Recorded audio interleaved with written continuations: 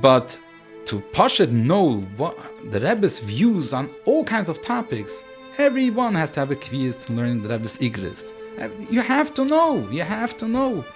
If you've been enjoying this podcast, please like and subscribe so that others can enjoy it as well. In addition, if you've benefited in any way from Among Chassidim podcast and would like to give something back, you can do so today at derher.org/donate.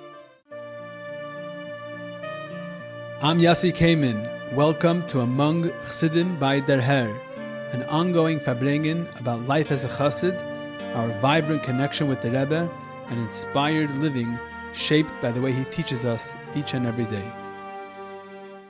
This episode is dedicated to Nishmas Harav Sadia ben Rav Mordechai Olav Shalom Dahan and the Refuah Shlema for Chana Bas Nechamed Dina by Shaul and Shendi Dahan. Inspire your friends to join their fellow Yidden all across the globe who are flocking to letters from Menachem.com and fulfilling the Rebbe's takana for every single Yid to have an specific Torah. Share letters from Menachem.com to bring this important takana of the Rebbe for Achtos of the entire Klal Yisrael. This additional effort should be for Aliyas HaNeshama of Atamim, Menachem Mendel ben Harav Avram Asher Halevi Sheyicheh, a young Shliach who passed away tragically a short while ago at the age of 17. Encourage anyone who does not yet have a letter in the Sifrei Torah HaKlalim to visit lettersfrommenachem.com to bring more light and unity into the world as the Rebbe inspires and instructs. Shalom Aleichem, Rabbi Schmerling, how are you? Aleichem Shalom, Baruch Hashem, Haidul Hashem Ki Tov. Thank you for having me. Okay, thank you for making the time to talk. And it's not we're not strangers, but I don't know if our conversations were on the topics that I would like to cover, so or that you would like to cover. So maybe this will be different. So my first question I want to ask you is: I know you're from Switzerland. I know Schmerling, Switzerland. I know that's connected. I know there's a big mishpacha, but I don't know much about it.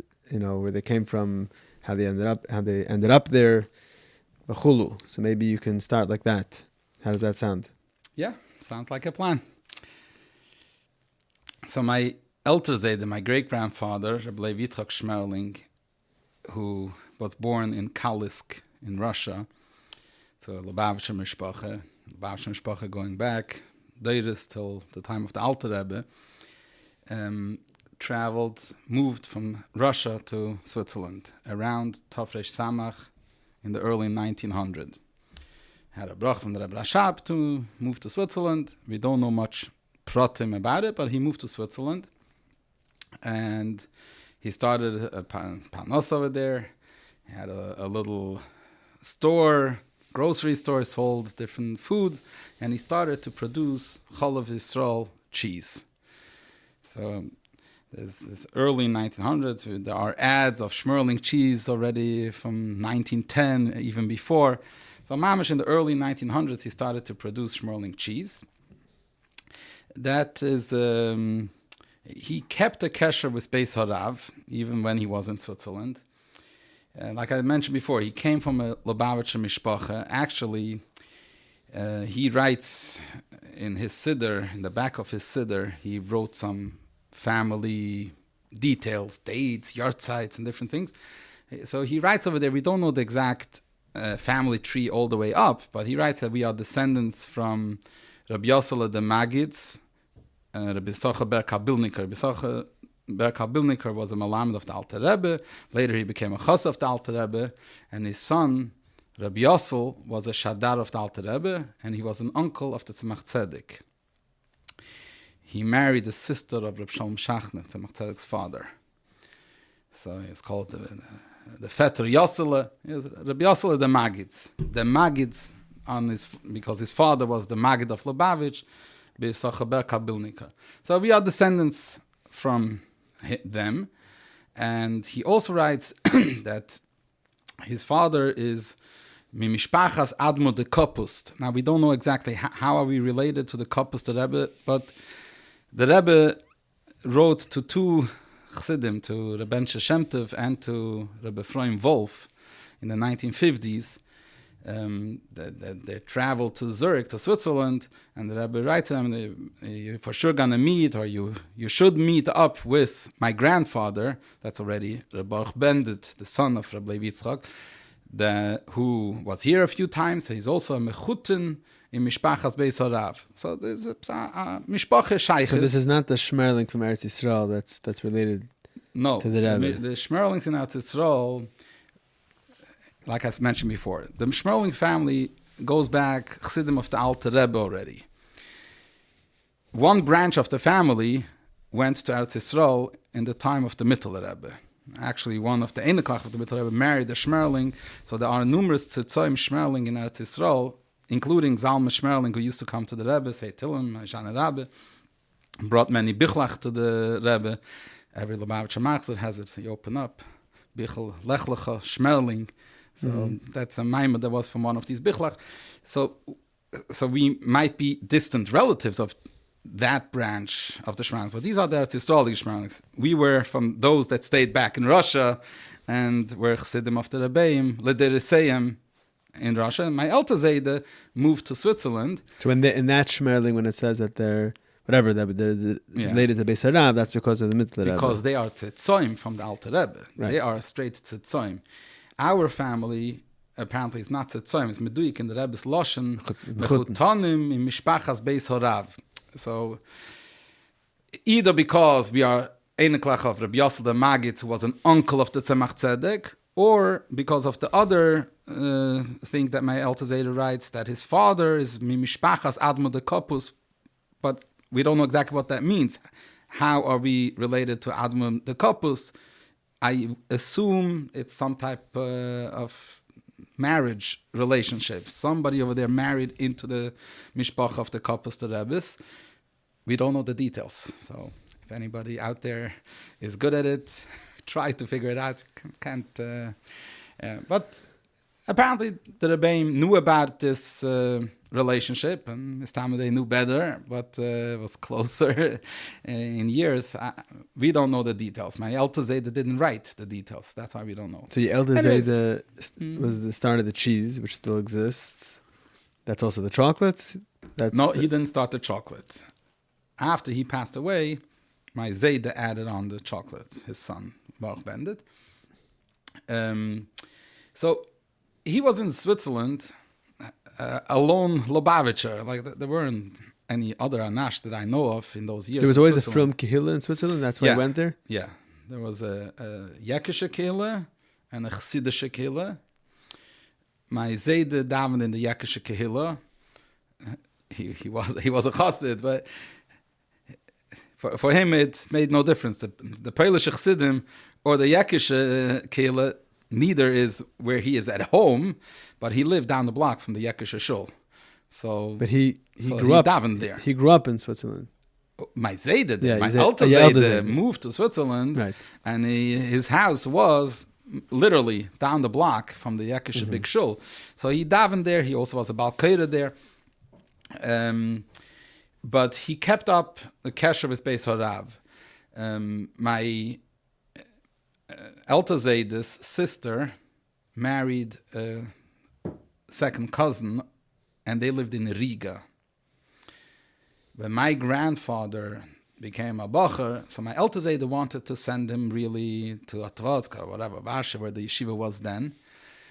And my Elter Babbe, she came from a Litvische Mishpache, so she objected, because who's going to look after him, sending a little boy, a 13-year-old, Lemerchakim to Poland, who's going to look after him? She had relatives in Telz.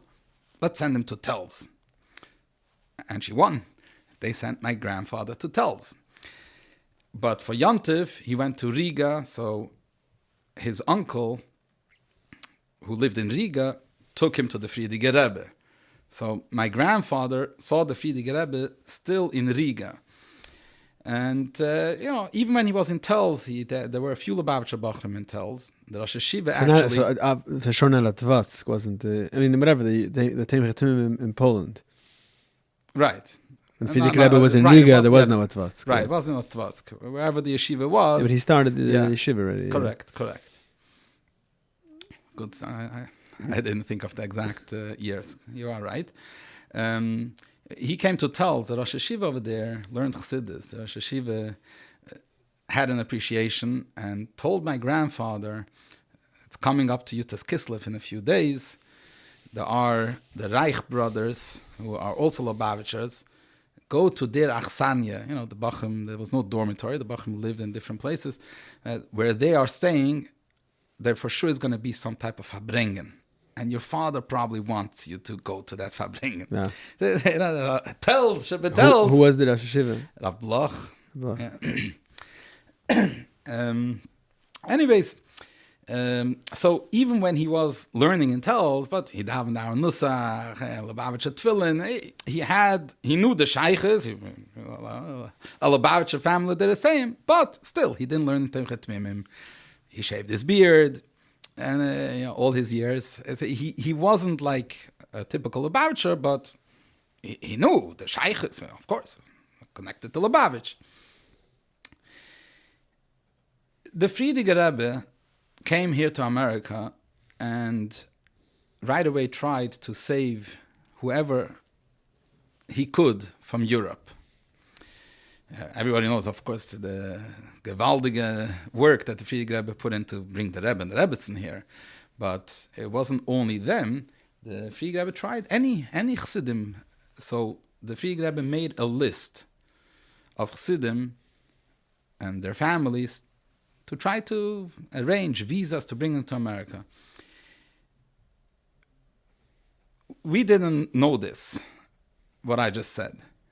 What we knew in the family all the years was that my Elter Zayd and his family lived in Zurich in Switzerland, and one day he gets a phone call from the American embassy that the visas are ready. And what visas? He didn't apply for visas. Rabbi Schmerling sent visas for your family to go to America. Okay? The problem was that my grandfather was drafted in the army. This is 1941, the war.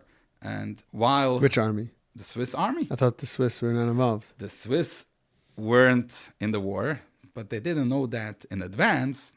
To their drafting. So they had the army ready, just in case Hitler will invade. We're ready. So my grandfather was a soldier. He was drafted.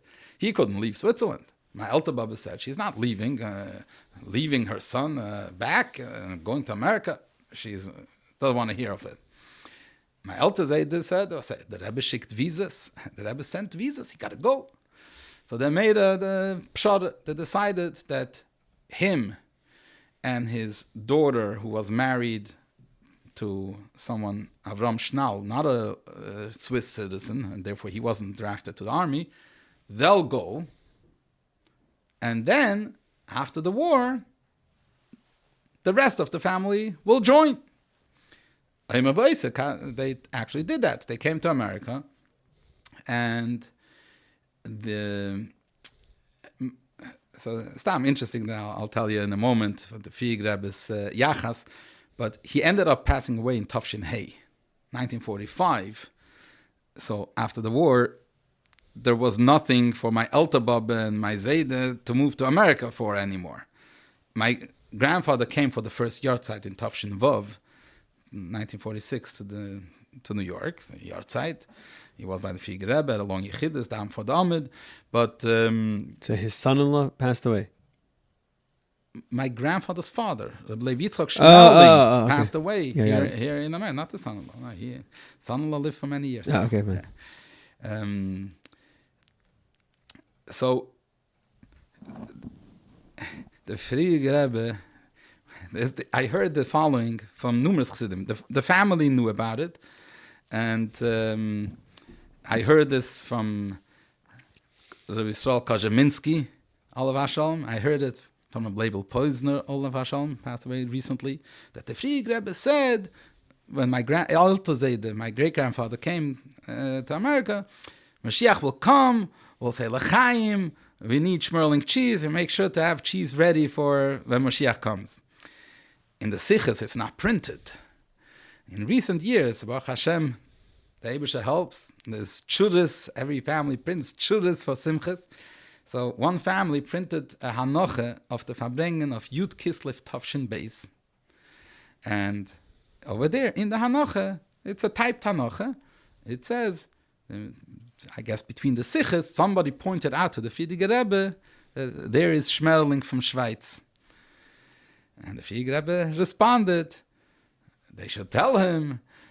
I guess he stood further away or something like that. The Frierdiker Rebbe was difficult to speak, but the Frierdiker Rebbe said, they should tell him, he should prepare a lot of kez, because soon Mashiach will come, and was to verbeißen. Yeah. It's printed. Now we have the exact. Now we know when it happened, and it's famous that the Rebbe that there was Schmerling chocolate by the Rebbe, but I never heard about the cheese by the Frierdiker Rebbe. So that's a chiddush. Okay. Yeah. So my Eltazeder started the cheese, and so we knew in the family the story was the visas and this and that. In recent years, Reb Shalom Ber Levin printed the Teilas Chabad, Poland, Lite, Latvia. And over there in the back are copies of that Reshime that the Frierdiker Rebbe made, whom to try to save. And in that Reshime, my Eltazeder, my Eltababbe, all the children's names. So obviously the majority of the people on the Reshime weren't saved. And but my Eltazeder's family, they did get saved. That was my Zayde started the chocolate. But interesting, you mentioned that you didn't know about the cheese, you knew about the chocolate. In Tavshin and Aleph, my grandfather came almost every year for the yahrzeit of his father. The yahrzeit is Tes Iyar, so my Eltazeder is buried here. There's a famous picture of the Rebbe standing by the Tzion of the Frierdiker Rebbe before the oil was built, right in the beginning in Tavshin Yud. So there's 3 matzeves visible, like in the background. One of them is my Eltazeder. He's buried 2 rows behind the oil. So my Zayde came almost every year, always was in Yechidus, had Kshorim with the Rebbe throughout all the years. In Tavshin and Aleph, when he came, that was when I already learned here. I was in Ola Torah, I was Bacha, I took care of my grandfather, my grandmother, took them around, helped my grandfather get a seat by the Verbringen. I was his bodyguard a little bit. We went by dollars, and first went my grandfather, who wished the Rebbe Mazel Tov zum Tzadik Yor. That you darf wissen, the Rebbe entered Shnas HaTzadik. So my grandfather told the Rebbe Mazel Tov zum Tzadik Yor, which I didn't know at the time. My grandfather already had cancer at the time. He didn't say a word to the Rebbe about that. He didn't ask. All he said was Mazel Tov dem Rebbe zum Tzadik Yor. And the Rebbe gave him another $1 for the kez. Not for the chocolate, for the kez. And then my grandmother went by, and the Rebbe gave her also $1 for the kez. And I'm the next in line. And both my grandmother and Rebbe Leibel Groner both point to me, informing the Rebbe, das ist ein Einikel. And my grandmother, das ist unser Einikel. And Leibel said, das ist ein Einikel. So in a split second, many times when people went by dollars, family, business, and this, so the Rebbe would sometimes tell also the children, you also help out, you're also part of it, for you helping your grandparents. So, 2 things. First of all, my father wasn't part of the business he didn't join my grandfather's business. My uncle, Al Hashem, did, but my father did his own parnasse. And also, as a bacher, I wasn't looking for a bracha for the kez.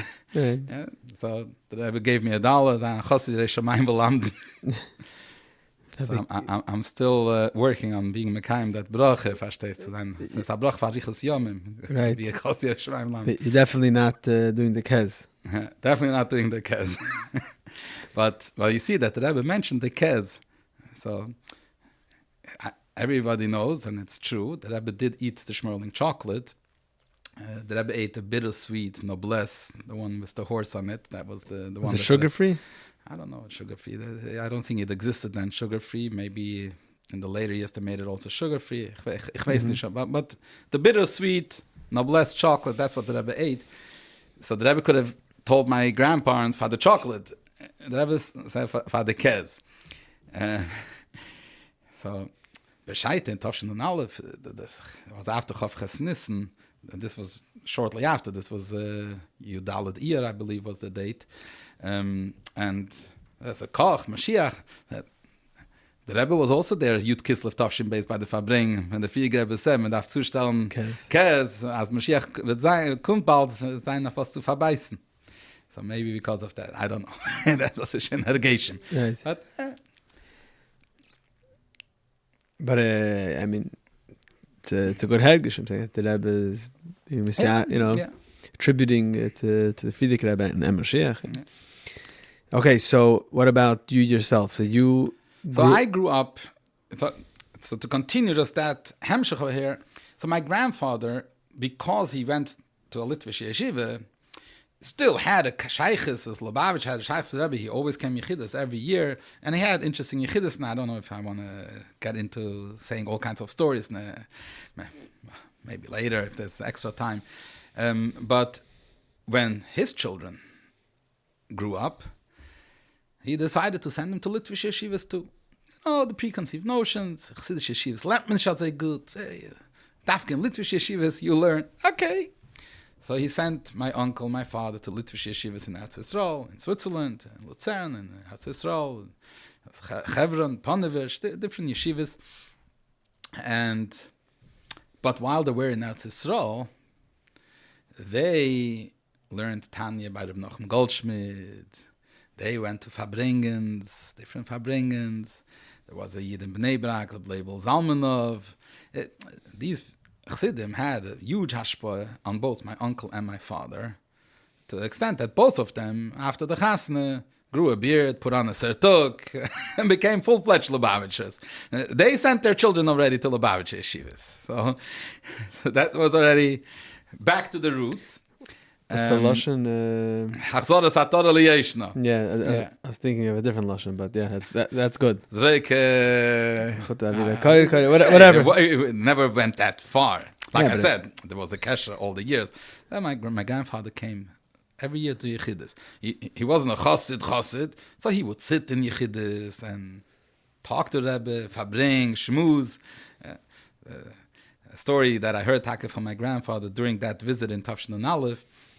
When he was here, he told me that he was in Yechidus, and the Rebbe told him, maybe add a new business to your business. Add another line, another. So he asked, can I say a story? In response, the Rebbe said, sicher. He's like, sure. So he said that there were two Jews who, let's call them Reuven and Shimon. Reuven suggested to Shimon, become a shutif. Let's do a business, b'shutfis. And Shimon said, you know what, let's go to the Chafetz Chaim. And if he thinks it's a glei chazach, well, I'll ask him. They went to the Chafetz Chaim. Chafetz Chaim asked, do you have a tzamavar? You have like a kettle, hot water urn? Like, yeah, like where this is going. How many glasses of tea do you get out of that urn? Let's say 20. So the Chafetz Chaim said, well, what do you think? You're going to add another faucet to the urn. You're going to get out more than 20 glasses of tea. So basically the message was, you're not going to make more panos. Whatever is destined. And, you have your urn. Adding a shutiv is not going to give you more glass of tea. It's nish kedai. So my grandfather answered this to the Rebbe as in response to the Rebbe's suggestion to open another line of business. But Teich Kedei Dibur, that he finished the story, the Rebbe responded, I'm not talking about another faucet, I'm talking about another urn. Red nicht wegen noch a kran, man redt wegen noch a samavar. So he open up other lines of business. I don't know exactly what was then. He started importing wine from Eretz Yisrael. He started to import all kinds of kosher goods from America, kedem crackers and all kinds of stuff to Europe. He did other lines of business, and he made good panasa from that. Yeah. So, they always had, they kept the shaykhs throughout the years. But my father and also my uncle, they learned in Köln in Eretz Yisrael, but then they moved to Switzerland. My uncle joined my grandfather's business. My father did his own business. But they were Chassidim. They started coming to the Rebbe regularly. My father actually, as a bacher, he worked for some time here in New York by Hirschel Chitrik. So he already was by the Rebbe in Yechidus, Tafshich Chav Zayin, Chav Ches. He was here for a tkufe, Farbrengens by the Rebbe. So he already had a shaykhs like that, mamish direct shaykhs with the Rebbe himself as well. But after the Chasna, they came to Switzerland. So while there were Chassidische Balabatim, business people, but they viewed themselves as, not shluchim, but just every chassid has to make a sviva, has to hafotzas hamayones, hafotzas hayadus. And there was no Lubavitcher. There was no presence. shliach yet. There was no shliach yet. Mendel Rosenfeld came to Switzerland in Tafshin Mem Beis, if I remember correctly. So in the Lameds, when my father and my uncle raised the families in Zurich, they were the Lubavitchers. There's also the Moshe Lazar Rappaport, another Lubavitcher. So they started a lot of things. So happens to be that my father was the address of Chabad Lubavitch, Switzerland, meaning on our mailbox, it said my father's name, it said his business name, and it also said Chabad Lubavitch, Schweiz. And Moshe and the Rebbe did Miftzeh Kashrus. The Rebbe gave money for shluchim. It was for shluchim. The Rebbe promised then that anyone who is ready to kasher the kitchen will pay them part of the expenses. And symbolically, the Rebbe gave different people money for Miftzeh Kashrus. The Rebbe gave my father a star of 100 Swiss francs. So I have to check. There's I saw this Jewish catalog. I think it's called the Jewish Catalog. Mm-hmm. It's like a book about Judaism. Today there's like a series for dummies. Maybe it would be like Judaism for dummies. Like so there's like a few pages about Lubavitch, and there's pictures of the Rebbe, and it lists all of the Lubavitch representatives in the world. Yeah, I was looking through the list. This is like in the early Lameds. A lot of them are not shluchim. They're right. Lubavitcher people. The representatives of Lubavitch in that area. So I have to check. I'll tell you more than that. In the Tzaddiks, when the Hatomim came out. So today you have Hatomim printed all in one book. The original booklets, in the back, there were ads. They're not printed in the books that we buy today in Kahas. And also on the back cover, it had a list of representatives of Lubavitch, so to speak, where you can get Hatomim booklets in other countries. Mm-hmm. So in Switzerland, it was my Alter Zayde, Rabbi Schmerling. It was his address. That's where you get Hatomims in Switzerland. So I guess it was already in the family. Yubes Psukim, Shnas HaChinuch. So my father printed like the same booklet of Yubes Psukim, like here in New York, with the drawings. I think it was Muchnik drawings in it, and had like a paragraph written about each pasuk. So my father, maybe my mother, together they translated it into German. They printed it, and in the back, every child who learns the Yubes Psukim Baal Peh should send in and contact and get a prize or something.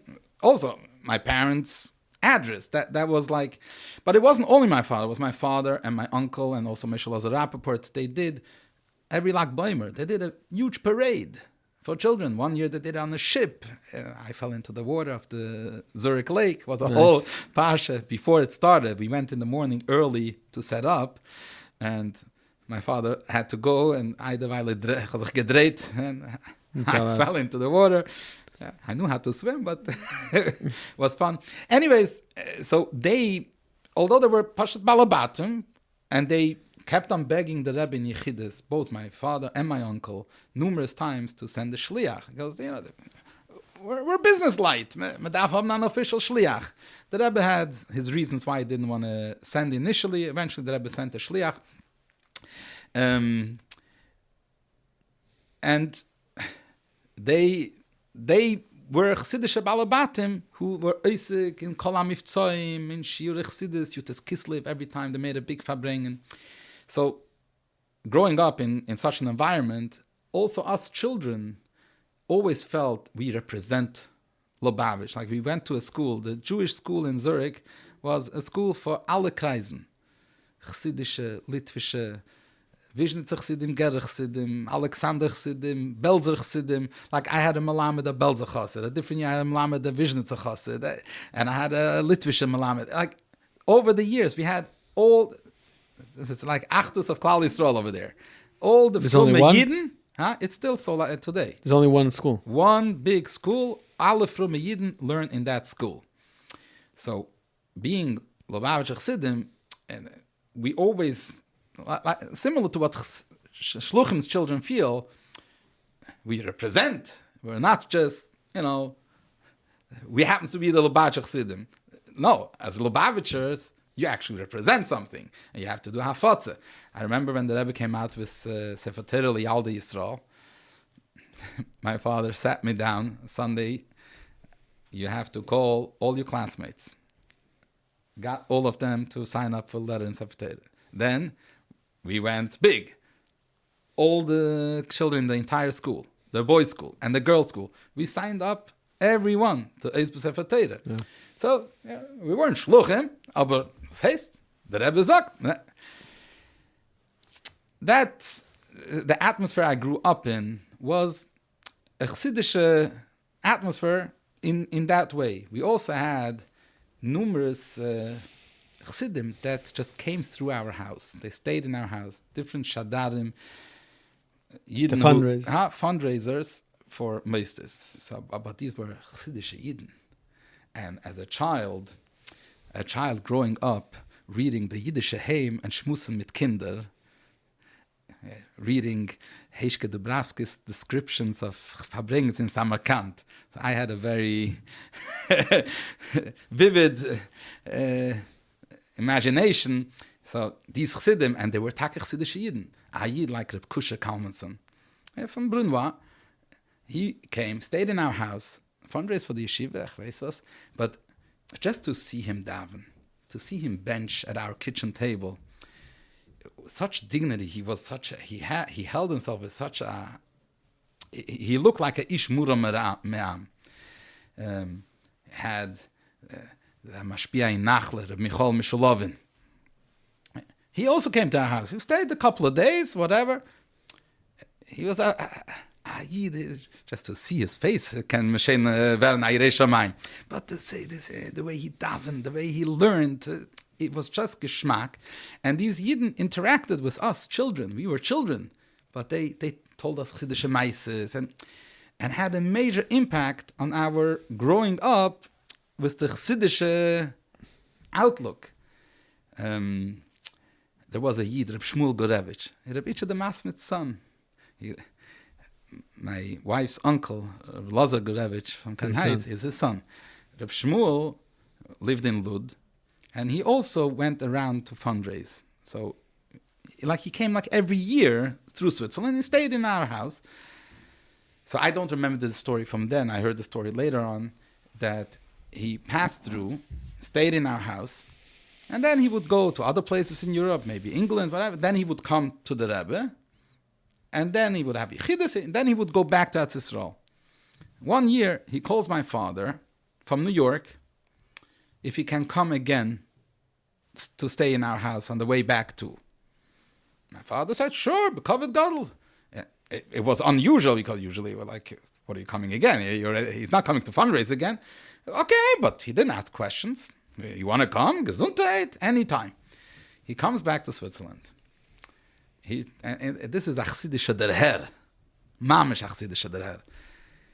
why did he come back? He was in Yechidus by the Rebbe.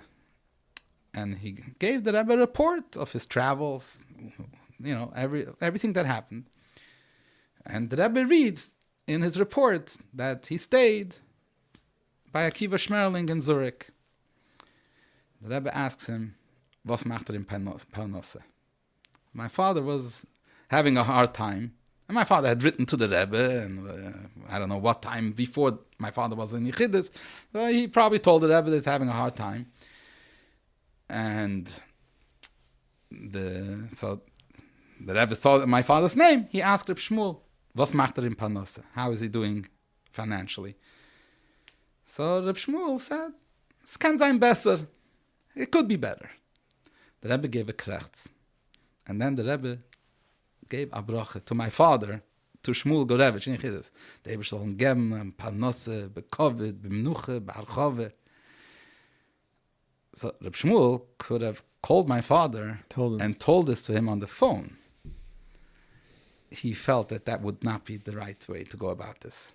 He changed his ticket to come through Switzerland to tell it to my father in person. No, das achsidische der Herr. Avas Yisrael von Achasid. Yeah. So that's the avir that I grew up. Right. I grew up seeing all kinds of shluchim that also came to our house. Rebbe Schmerling, Garelik, Rebbe Bornstein from Bologna. Why were they coming? Because Italy is neighboring Switzerland. And while you were able to get already kosher stuff in Italy, but in Switzerland was a bit more established. So definitely all the goods that you can get by Schmerlings in the warehouse, the chocolate and the cheese, and all the imported stuff, that you can get better in Switzerland. Maybe they had other reasons why they came occasionally. I don't know, to meet different people. I was a child. But I remember the stories. Rabbi Schmerling was like a dmuz. I met the first Siyama Rambam in Zurich. Rabbi Schmerling was a guest speaker. It's a 3-hour train ride. But he came with his son Moshe. It's the famous story with Gershon Mendel. With the Sri Deish. That was in Switzerland. Yeah, he was speaking at an event. That's before my time. I understand. He passed away before I was born. I believe the Sri Deish. I'm saying I understand. There was a connection. Yeah. So in the early years, Mamish, of course, my Zayde used to send packages to Garelik in Italy. There was a shaykhis. The mishpachas had a shaykhis. But for me as a kid, seeing these shluchim, I remember Bornstein brought me an Italian, the Chabad over there made a pen that had the timetables. You would turn the pen, had the timetables. I knew my timetables and I learned maths in school, but it was cute. I don't know what you're talking about because it had We Want Mashiach Now on it in Italian. I only know calculators. I don't know what a timetable is. It was very, seeing these chassidim, it infused the home with chassidish geschmack. I'll tell you, David Nachshon passed through our house also numerous times. He also was fundraising for the tanking. So I remember the kid. I don't remember Lamed Ches when the Rebbe wasn't well. I was a little kid. How old are you? When were you born? I was born in Lamed Daled, Yudalet Kislev. And so Lamed Ches, I was a 4-year-old kid. So I can't really remember. But I do vaguely remember that the Rebbe wasn't well, and the Simcha, the Rebbe Baruch Hashem is better. But a while later, I don't remember if it was Tafshim Mem or Mem Aleph. David Nachshon was in the house, and Bichlal, David Nachshon was a very good friend of my father's then, and he, I don't know, now too, but I say then not Loitzi, but I don't think that they saw each other recently, but you know, I saw the Chassidish Varmkai, like he came into the house, they hugged each other.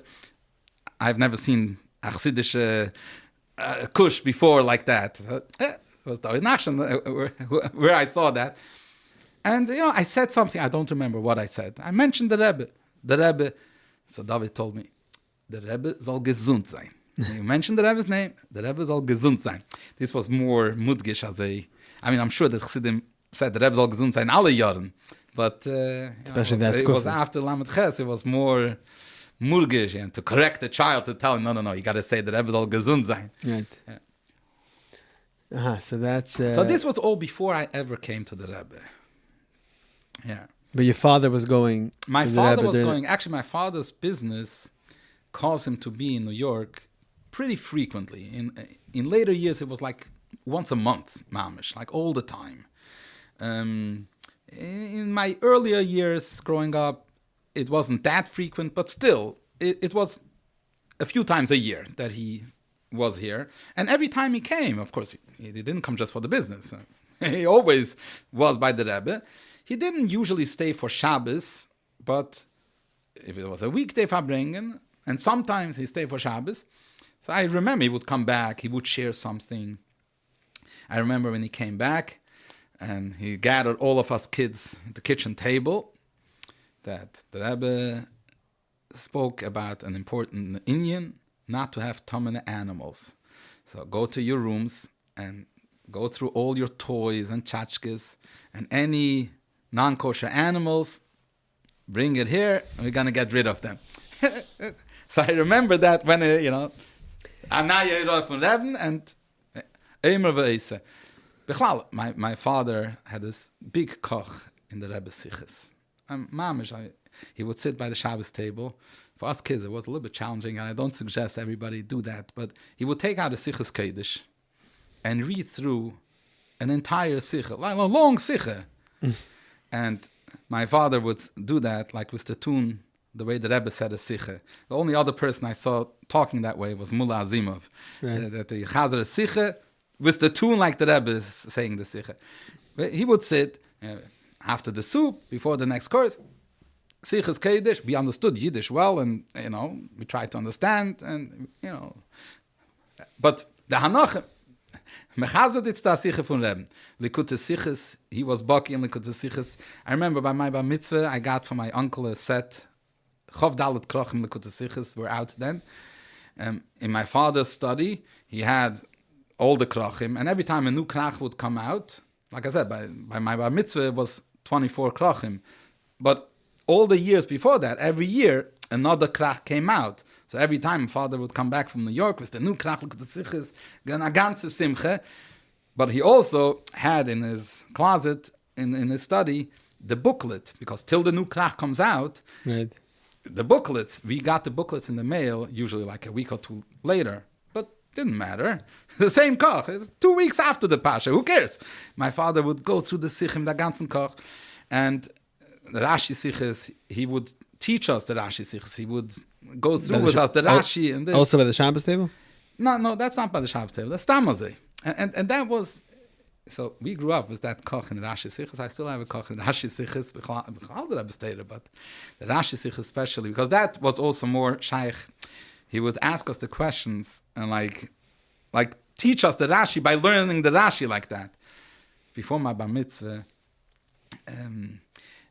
a year before the bar mitzvah, in the summer, always in the summer we would go to the Swiss mountains for a few weeks, vacationing.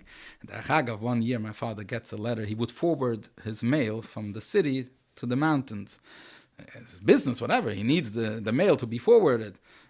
One day he gets a letter from the Rebbe. That was a bislach. I mean, he got numerous letters from the Rebbe over the years, but I don't remember what it was, on what occasion. But the Rebbe wrote, Anun Beis, Betach Isik bechol ha-mifzoim. He's getting this in vacation time. Okay, man darf sich nehmen, man darf dann etwas mifzoim. I remember that. But, so a year before my bar mitzvah, he started teaching me the pilpul, was ich gehe chazren. Maimer, chazren and maimer, but got a chazer also pilpul. Now, he didn't tell me where this pilpul is from initially, the sicha from the Rebbe and this and that. He started teaching me a Mechilte, a Sheiltes, a Gemore, a Rambam, and I had to learn all these Mekeres that, this Balpeh, that I should be able to say it word for word, the exact sources, and then like questions and answers, and he told me it's a Sicha from the Rebbe. I give you the Sicha? No, he didn't give me the Sicha. We learned this for a few months, going through the whole Sicha as a So, Bachal, your father... on the minyan. Your father's a Yid Alamdan, sounds like. A ben teira, a leime teira. Leime teira, okay. Mechavi teira, no, he likes learning. And so we went through the Sikha, and only once I knew the whole back and forth Kedaboy, then he gave me the Sikha. It's like the Sikha was Chanun Beis, Chelik Yutes, was Chanun Beis. About Shal Yad before Shal Reish, and then you Chelitz, your first Chelitz, Shal Reish, and then Shal Yad. And he only gave me the Sikha to learn how it's Bepnimis in Yonim, that you can learn already Pashut from the Rebbe straight. Then I already learned the whole Sikha from inside as well. But I knew that Sikha as a mit Hand und Fies. A month before my Bar Mitzvah, he took me to Rav Breish. Rav Breish is a big Pesach, a Welt Pesach, and he was the Rav in the Polish, in the Chassidische Kehille in Zurich. That's where we davened. We didn't daven in the Yakisha. We lived closer to that shul. We davened in Beis Chabad on Shabbos, but during the week and Friday night when the Chabadas took in Shabbos early, so we davened in the late minyan with Rav Breish. So Rav Breish was like a Rav in the Kehille. So my father took me to invite the Rav to the Bar Mitzvah and to chazer the Sikha, to chazer my pilpul to the Rav, preview of the pilpul. I was a minnig. People used to do it by the Rebbe. It's nicht dieselbe Sache. The Rebbe used to ask. The Rebbe used to ask, yeah. But it was on the Hoga. So I chazered the whole pilpul, but my father told him, without the beer bepnimis in yonim. That don't chazer by him. That you'll say by the Bar Mitzvah. He'll be by the Bar Mitzvah too. He'll hear it then. Now, only the nigla part. So, he was very impressed, and he asked a question, like, was a hecha timtze of, I don't remember exactly, gavre chefze, how can there be tefillin only a chefze, without a gavre? So I didn't know what to say. My father said, if Alubavitch should put some tefillin with another yid, maybe it was like more like in a joking manner. But then when he came to the Bar Mitzvah, so he had doch schon gehört die ganze Teure. I chazered it by the Bar Mitzvah for 20 minutes, the whole Sikha, which before I started, my father used the whole Bar Mitzvah as another opportunity for Hafatzas HaMayonis. For example, to teach the Eilam, the Hira from the Rebbe, not to be mafsik in middle of a pilpul. Because I prepared a long Sikha to chazer, and everybody's going to start singing after 5 minutes. So he said, isn't there a story with Yishver about that? Yeah. When my brother-in-law, Levi, got married in Tavshin Aleph, so the Yishver is Rabbi Binyamin Klein, the Rebbe's masker, for our listeners. Right. So, but when Levi got married. So the Rebbe asked my Shver about if Chazar Chassidus, if they interrupted, and the Rebbe said, so my Shver was also surprised. The Rebbe said, "Is not to interrupt," but the Rebbe said that they should say it again. Also do the minig. So the way to do it is after you finish, you start over again, and then you can interrupt. That's the makar to do that? Yeah. It's that story? Yeah, because the Rebbe told him to be mefarsim it. So he typed it up and put it all over 770. Yes, that's where it comes from. Yeah, that. So not everyone knows about it. When you finish the Mayim, you're supposed to start it again. Correct. Then interrupt. Yeah. It became the Minig Yisrael. Correct. What's the idea? Is that the original interrupting is because of that. Right. But what's the Indian to the Avrazai? The Rebbe hat gesagt, that's it. So back to Bar Mitzvah, so your father... So he said this from the Rebbe, that Divrei Torah, you're not allowed to be mafsik Divrei Torah. So there's no interrupting. So I said the whole thing, and I said the beer and b'pnimis in Yanim. So the Rav, after the pilpul, turns to me and said, "You thought that I wouldn't understand the pnimis in Yanim?"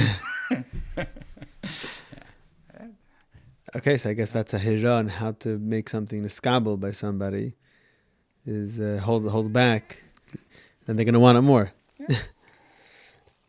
But that was the avir, the koch in the Rebbe Siches and the Mifzoim. That was the geschmack.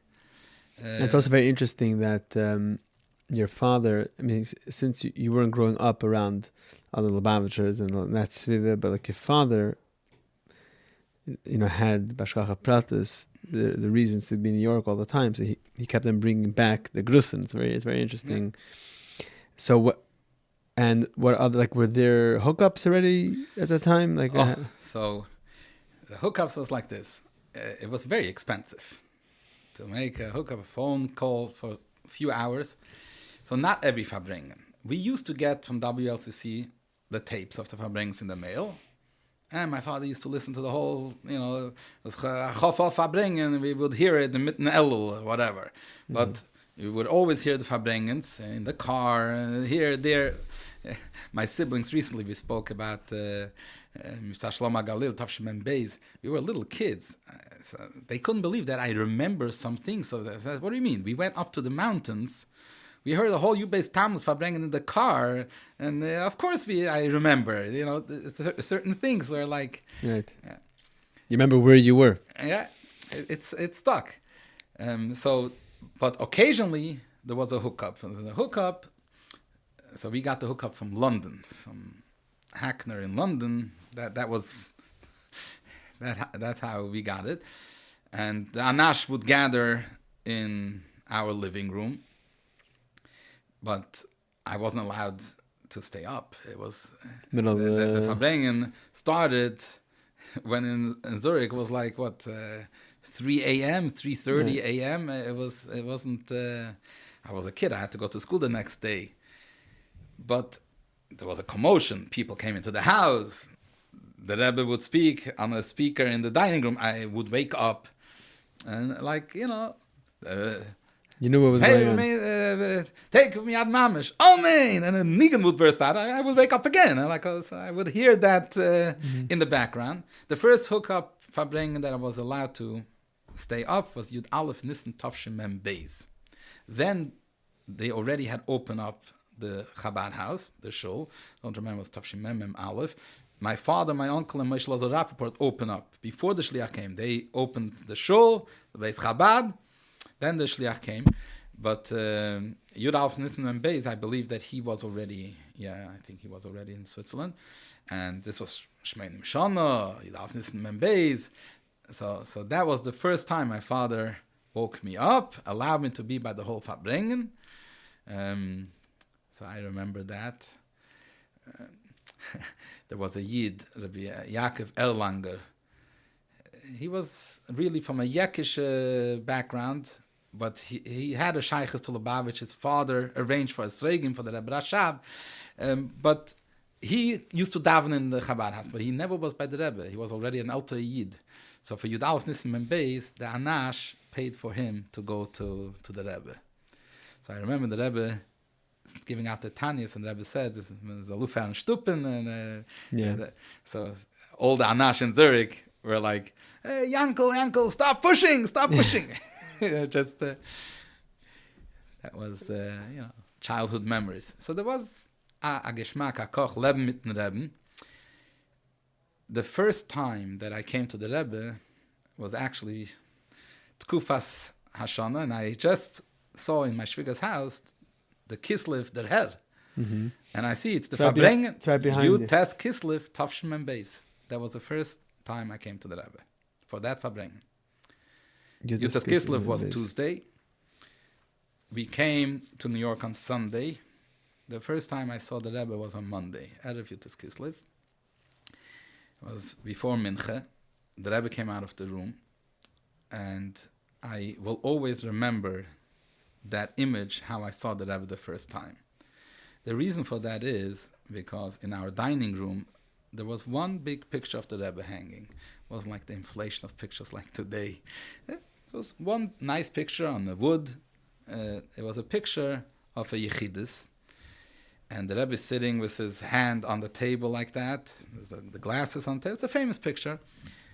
But on that picture, the way the Rebbe is sitting and the way the Rebbe's beard looks, it looks like a bit narrower and longer.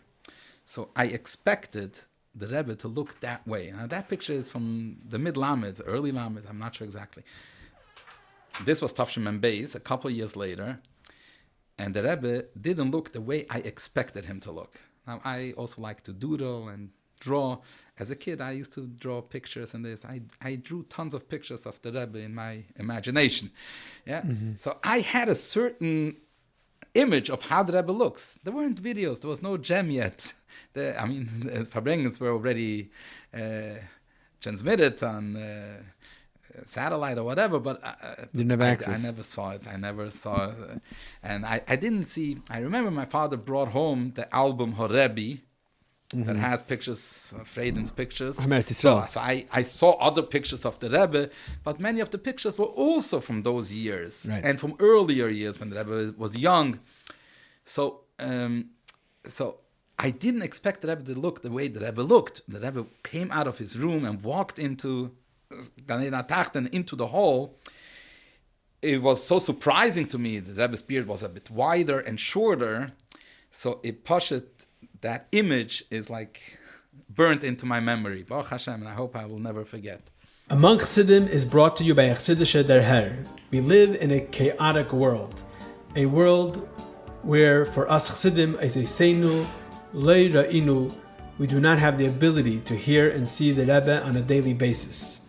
Yet we know that the Rebbe is very much with us, and the Chassidus Chabad is alive and thriving more than ever before. One needs to only tap into it. Chassidische Der Herr provides you and your family with the tools necessary to tap into all of this. Whether it's the monthly magazine, the way it all began, whether it's Der Herr books, Der Herr online content, and so much more. Men, women, and children throughout the world benefit and use these tools on a daily basis. Whether it's children enjoying the children's magazine that comes along with the regular Der Herr, or enjoying the children's podcast, whether it's Bachrim in yeshivas receiving the Der Herr, whether it's girls in high schools enjoying Der Herr club in their local high school, people all over the world and from all walks of life enjoy and utilize these tools and take advantage of it. If you're not already subscribed to the Herr Monthly Magazine, do so today at derher.org. That's derher.org. Der Herr is a dynamic organization which is committed to continue providing these tools, grow on a constant basis, and do all that we can to help this effort.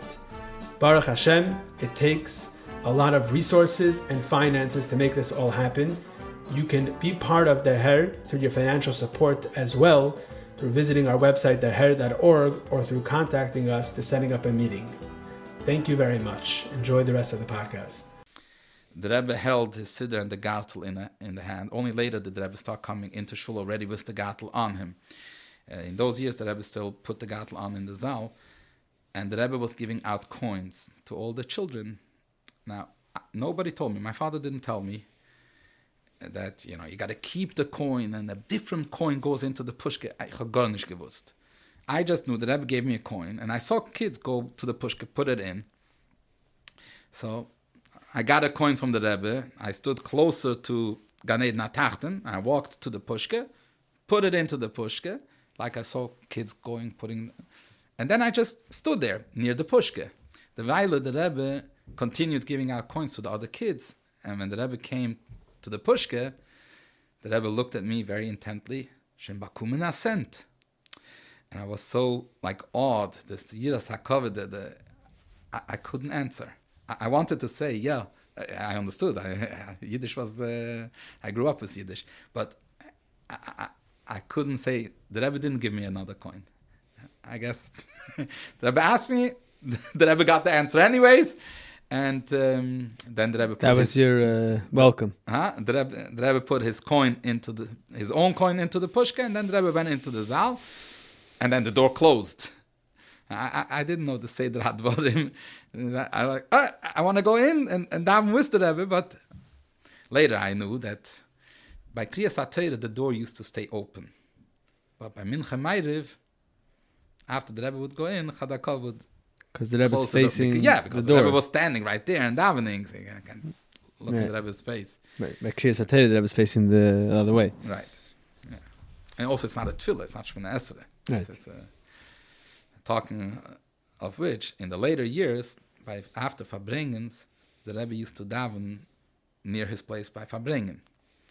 I remember Rosh Hashanah Tavshin Nun, the first day there was a Farbrengen, which was unusual first day Farbrengen, but because it was Shabbos. The Rebbe spoke about it by Farbrengen. But there were no Makim. I didn't have a Makim Kavua then by Farbrengen anyways, but somehow I ended up standing by Farbrengen, like where the Rashag used to sit, like the end of the table, like in that area. So after the Farbrengen, the Rebbe stood up and davened Mincha by the Stender, facing the crowd. Now, right in front of the Rebbe, they made like space, everybody moved aside, nobody stood right in front of the Rebbe when the Rebbe davened, but Lemaise, there was no wall in front of the Rebbe, so if you're over there, so you were able to see the Rebbe. So during Shemini Esrei, everybody davened Shemini Esrei, also davened, but the whole Chazos Hashatz and Imamish were able to see the Rebbe, like, but that explains, that helps to understand that, of course, a regular day, Mincha Ma'ariv, the door had to be closed.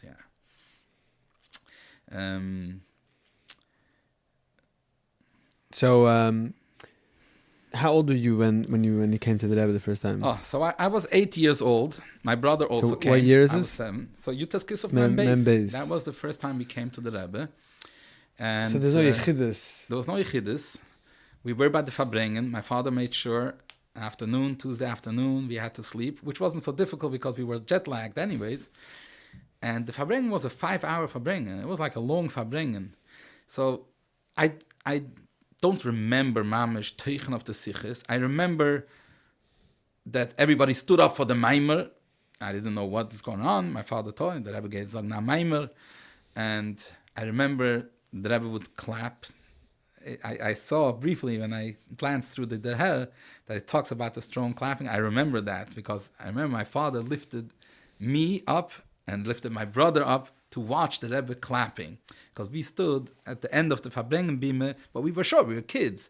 So it wasn't as packed over there, but still, we stood on the bench, this, that.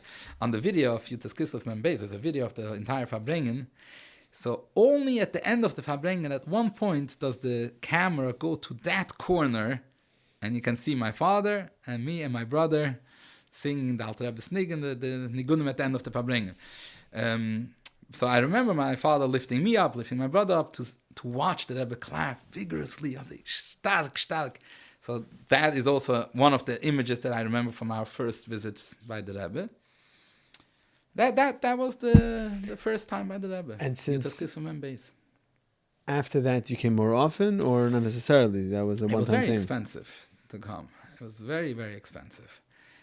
Even my grandfather told my father, like, what are you taking little kids to the Rebbe? They'll grow up, they'll go. It's like who ever heard of that? Is it taking little kids across the ocean? My father felt, no, they have to come. But the next time I came was Chanukah Memhei. Was there a reason why your father decided then? I don't know.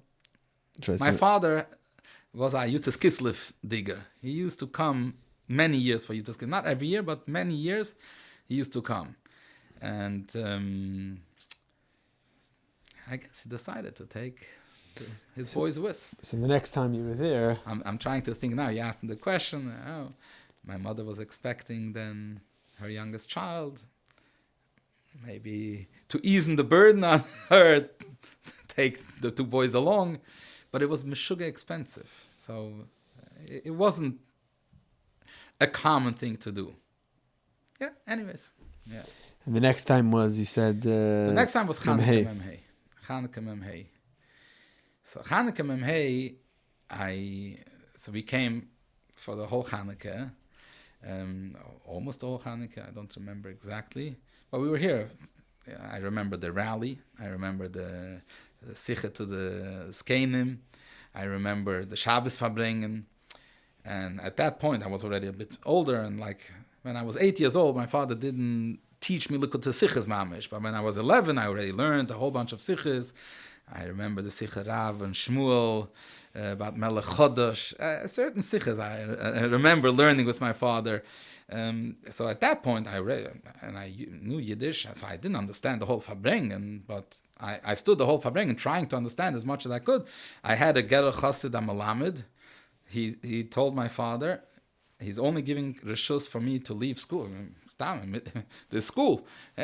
Giving permission on condition that when I come back, I chazer from the Farbrengen, I sicher for Rebbe. So, yeah. So I remember the Rashi sich and this, and my father helped me a bit. And I chazered afterwards the Rebbe sicher. It's amazing. Yeah. So, that was very geschmack. Chanukah Bichlal was always a very geschmacke yontif by the Rebbe. Why? It was weekday. It was smaller. It wasn't Tishrei. But yet people came. And people came, and the way the Rebbe stood, Haneres Halolu, turned to the crowd, looking at the candles, looking at the crowd, looking in the siddur. It was a very intimate feeling with the Rebbe. That's how I felt, maybe because I came. Hey, the next time I came was Chanukah Memches, weiter Chanukah. Yeah. So, and you see in the video something special about the Afghan Haneres Halolu. The Rebbe has the Rebbe sings bum always. Yeah, it was very. I even noticed even after Chavzei Nodeh, Chanukah Tafshon Gimel by bum the Rebbe starts making with his hands. Memhei was I have so Memhei is the first time I came. Like I said, I remember seeing the Rebbe the first time as he walked out. Remember the Rebbe asked me a Shem Vakumen sent, and a few images of the Farbrengen. Mm-hmm. The Maimer, the clapping of the hands, the Siches as in the background, but we were kids after the Farbrengen. We were there for 5 hours for a long Farbrengen, and finished, I don't know, 2:30, 2:45, the Farbrengen ended.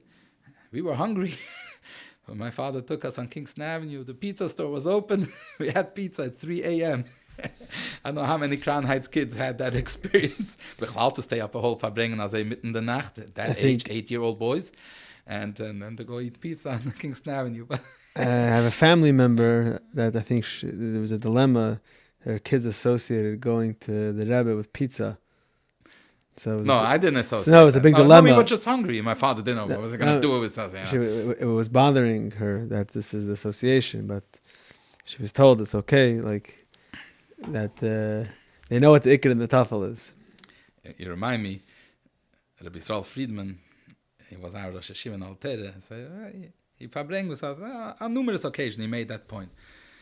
Me daven minche mit dem Rebbe. You go daven minche with the Rebbe, and you see the Rebbe. It's the Gilui Elikus. You come back, and garnish. You know why that happens? Because from 770 to Alateira, which was then on Troy Avenue, geht man durch Kingston Avenue. This guy buys a pizza. This guy buys an ice cream. This guy buys a candy. And by the time you reach the Zal, the Reishim of the Gila Lekus is gone. So, and you said the third time you came with Memches. Yeah. So you're ready after Bar Mitzvah. Yeah. Where were you learning in yeshiva? I learned still in Switzerland. My bar mitzvah was in Tavshem Mem Zayin.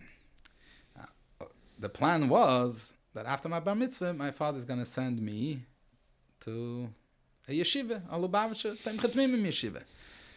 No more elementary, no this. Even if it's in the middle of the year, but Lamaisa, the plan was at the end of the year. Brinois wasn't an option, wasn't on the table at the time. I don't know exactly why. For whatever reason. And although we knew, as a little kid, I always dreamt, I'm for sure going to go to Brunwa.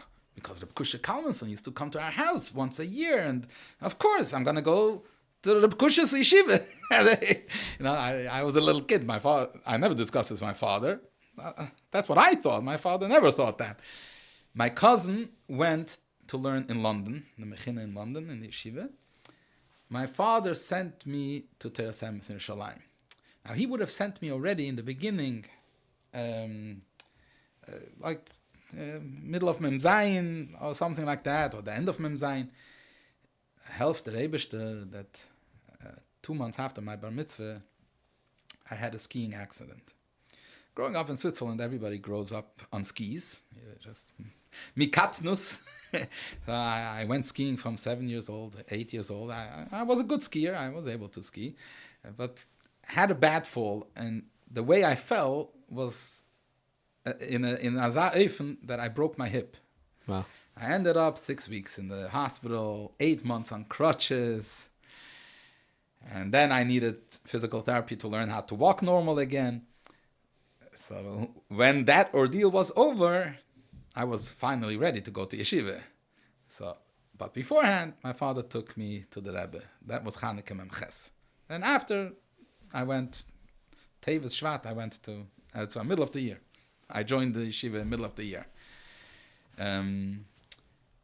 So Chanukah Memches, the Rebbe said a sicha every night. Right. That was a chiddush. Shnas Hakil maybe. And Pesach also, the Rebbe said a sicha every night. It could be that it was because of Shnas Hakil. Bechlal Shnas Hakil was a big koch. I remember Sukkot already in Switzerland. Me and my brother, we made Kinuse Hakil in Zurich. And we made like the cards for Hakil, Tefach al Tefach. We got the Allgemeine. My grandfather was a Monui of the Allgemeine Journal. So in the Allgemeine Journal, there was the ad for the Hakil and the cards. So I took it from there, I copied it, typed up my own. We made cards for Hakil. We were kids. We were written up in the Krachavad magazine. Me and my brother made a Kinus Hakil for children in the Beis Chabad in Zurich. Go find the Gillian, the old Gillianis in Kfar Chabad. It shows you that we were like into things. And I came here to the Rebbe. The first night... It reminds me that the Rebbe is written up in Ha'ach, when the Rebbe was a kid. No, the Rebbe was far away from that. Yeah. But he... It's a good thing, you know. Yeah, sure.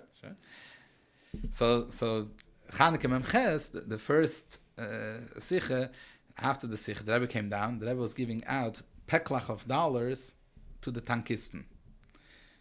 So I didn't view myself as a tankist or whatever, but I stood there for the sicha, right by the edge of the Rebbe's bima. So as soon as the Rebbe came down, everybody pushed forward, and I landed right in front of the Rebbe, like by the table. So the Rebbe is holding a pekel of dollars, and the Rebbe looks at me, a tankist? Bist du a tankist? So I nodded, yeah. Now, I'm not sure that I understood even what the Rebbe said.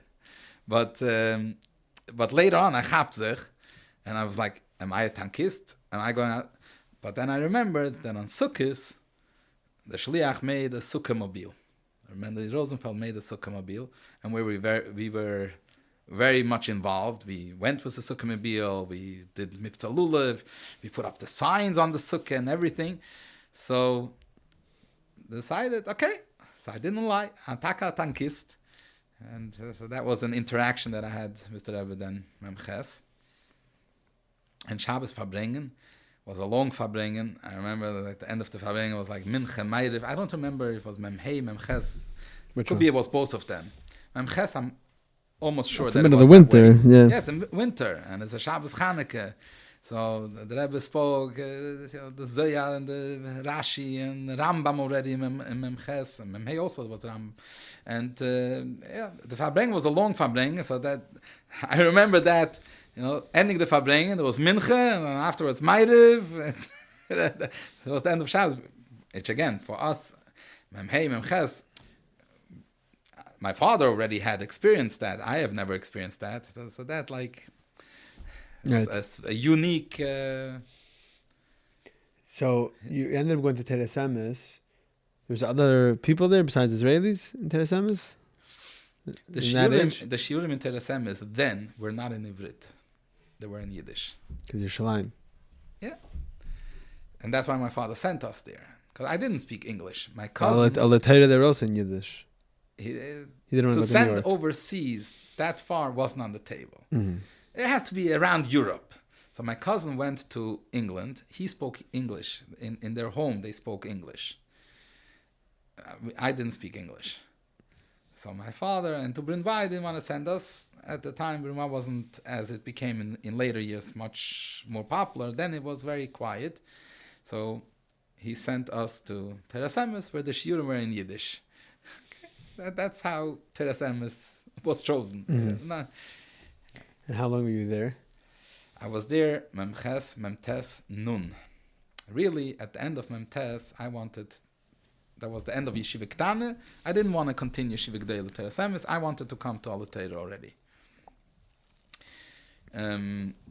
But the Yeshiva in Teres Emes had closed down the Zal for a couple of years. That year, for Tafshin Nun, they reopened the Zal. And they begged us, the Anhole begged us to stay.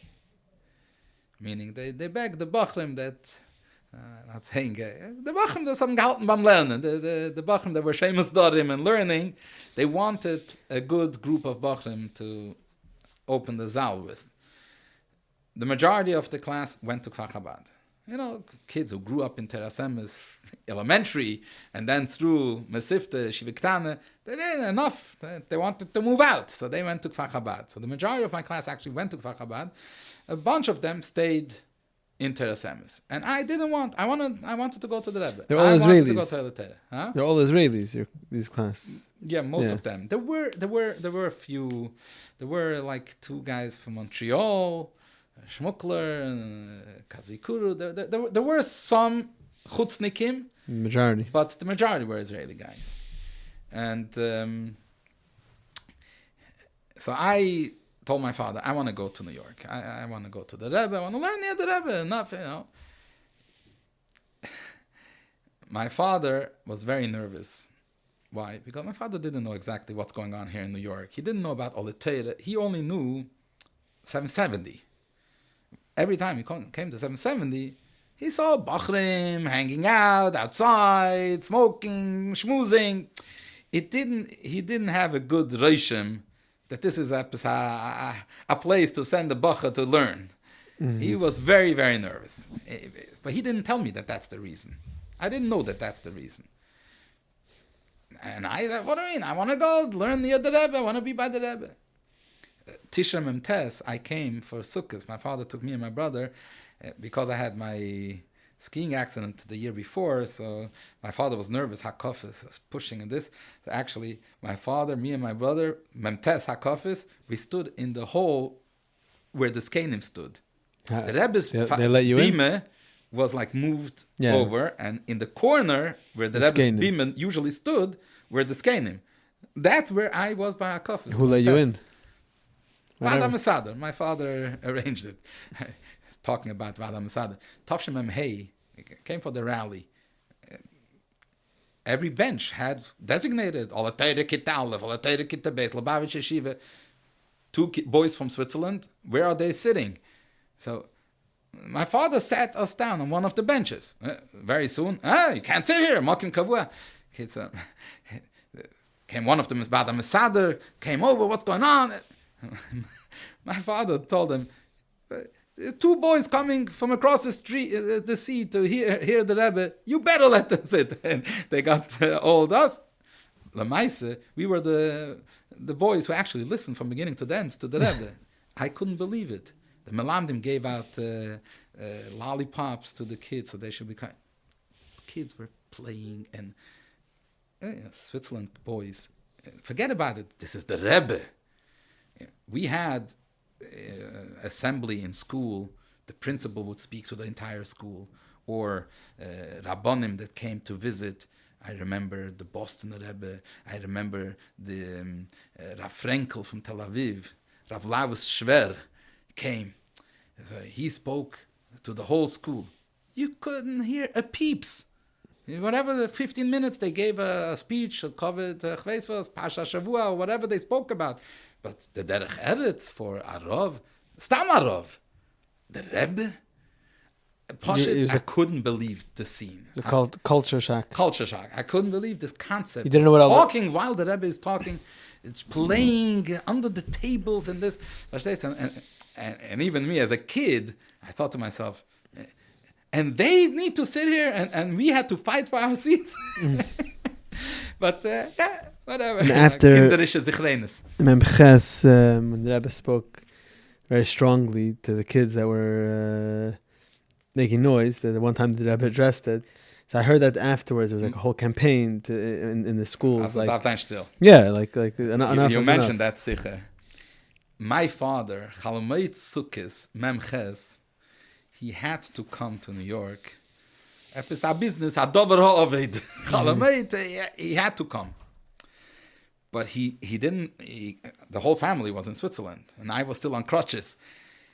So he came here. He saw what's going on every night. Chalamayt Sukkis. This was Shnas Hakil, and was Shnas Tismach Utesamach. The Rebbe was like 15 years younger. It was, I wasn't here, but everybody talks about this. And my father saw it. He saw, he chalished to stay. He had mamish a hard time to leave back for Switzerland for Simchas Torah. But he did. He had a flight that night. So he was by the rally. That rally. And he had to go catch a flight. And the Rebbe starting another siche. And that was the siche. My father was on Spilkes, he waited. But he came back. I remember he was talking in the Chabad house to the Anash, the Leil Shmini Atzeres, just of his experience of the last few days by the Rebbe. And he Pasha had tears in his eyes because he's going to have to go, that he didn't stay for Simchas Torah, but he told, right then, he told my mother that night, next Niyar HaKafis, we're by the Rebbe, meaning him and the boys. The year after Tafshinun, he took the girls also. He took the whole family for Tishrei to Rebbe. So Memtes Taki, you were there. So Memtes, we came on Chalamoid Sukkot, first day Chalamoid. We flew to New York. We were here till after Simchas Torah.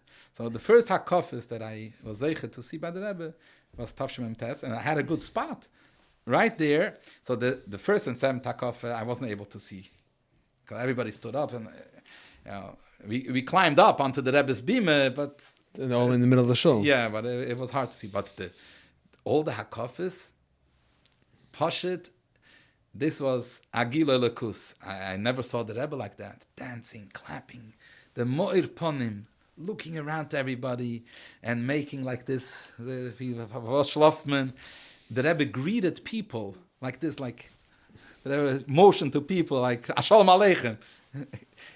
All these kind of tnuas and the whole, the idudim had Rebbe, this Pashet was out of this world. That's I already saw the Rebbe a few times by then, but still that was Hakafis. And then I was Eiche Tafshinun, Nun Aleph, Nun Beis, Hakafis as well.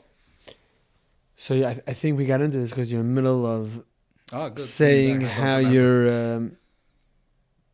So you wanted to go to I wanted to go to Alatera. So my father said, the Rebbe always says, go speak with us. I said, what do you mean? Dan Holle, of course, is going to say that. They are begging us to stay. I don't want to talk to Dan Holle. I love how nothing changed, by the way. I'm thinking about my experiences in yeshivas. So my father told me, go speak to Rabbi Yossel Segal.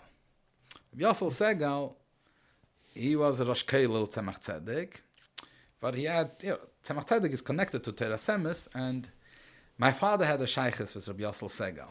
Why? Would he come to Switzerland because too? But that was already when I was in yeshiva, not when I grew up. Because he travels around. It was because of my father and because of the Rebbe. Okay. What happened was, my father, when we learned in Teras Emes, so my parents came occasionally to Eretz Yisrael to visit us.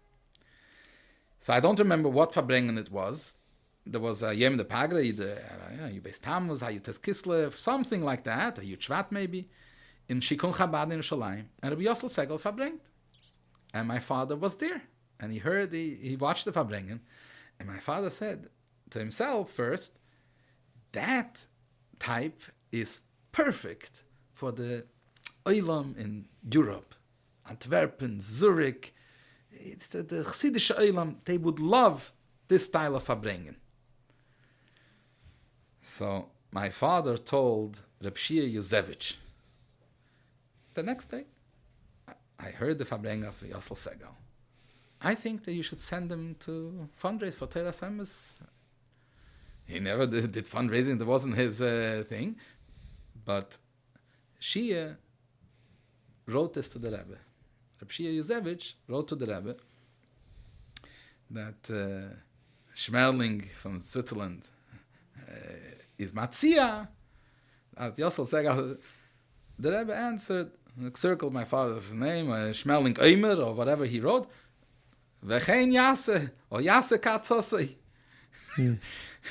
That was it. So then he came to Switzerland, but I wasn't there when he was in Switzerland. So his whole career after that, every year, Yossel Segal came to Switzerland. I've seen him in various places that I've been in, yeshiva, whatever, he came, and it's all because of that. All because of that. That started it. So my father told me, go speak to Yossel Segal, verstandige Kopf, discuss with him. Yossel Segal convinced me to stay another year in Teres Emes. It was a good year. We learned well, and I feel bad that I could have had another year by the Rebbe, but this is Tafshin Nun. It was a Geschmacke year. Tafshin Nun? This was Tafshin Nun. Mm-hmm. And now, there was a group of Shluchim. I was about to ask that. There's probably a group. This was the group of Shluchim, came in Tess. These were heavy-duty Shluchim. Abraham Sternberg, Zalman Valovik, Mendel Azimov, Shlomo Huminer, Berel Levertov, Yosef Vogel, Ariel Sasson. Kennst du Ariel? No. I missed out somebody, I think. But these were Shluchim, sie haben übergekehrt Yerushalayim. They, as much as this kashrus that I had me before, they haben das reingebochet. So, like, before Tishrei, but davon zum Rebbe nach Tishrei. So I said, I don't have where to stay. If I can't go for Rosh Hashanah to New York, where will I stay? So Mendel Chaim, him I didn't mention. Mendel Chaim said, you'll stay in my parents' house. Me and my brother. So I told my parents, we want to go for Tishrei to New York. So my mother was a little bit upset with that. You're away in yeshiva. Yontif, you got to come home. But basically told her, listen, Tishrei is been bam Rebbe. At that point, I wasn't a little boy anymore. You already grew up already. I didn't have money, so I still needed my father to pay for the ticket.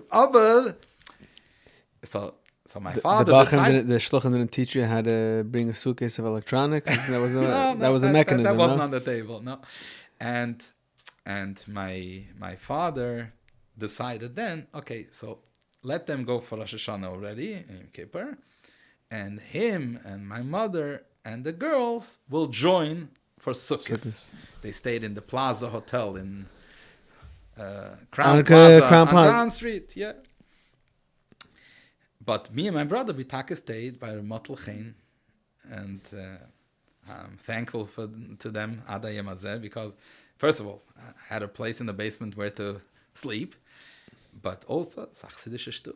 The Aver in the Stub, Ramat was a Chassidische Yid, his Rebbetzin, Levalu ben Chaim Lechaim.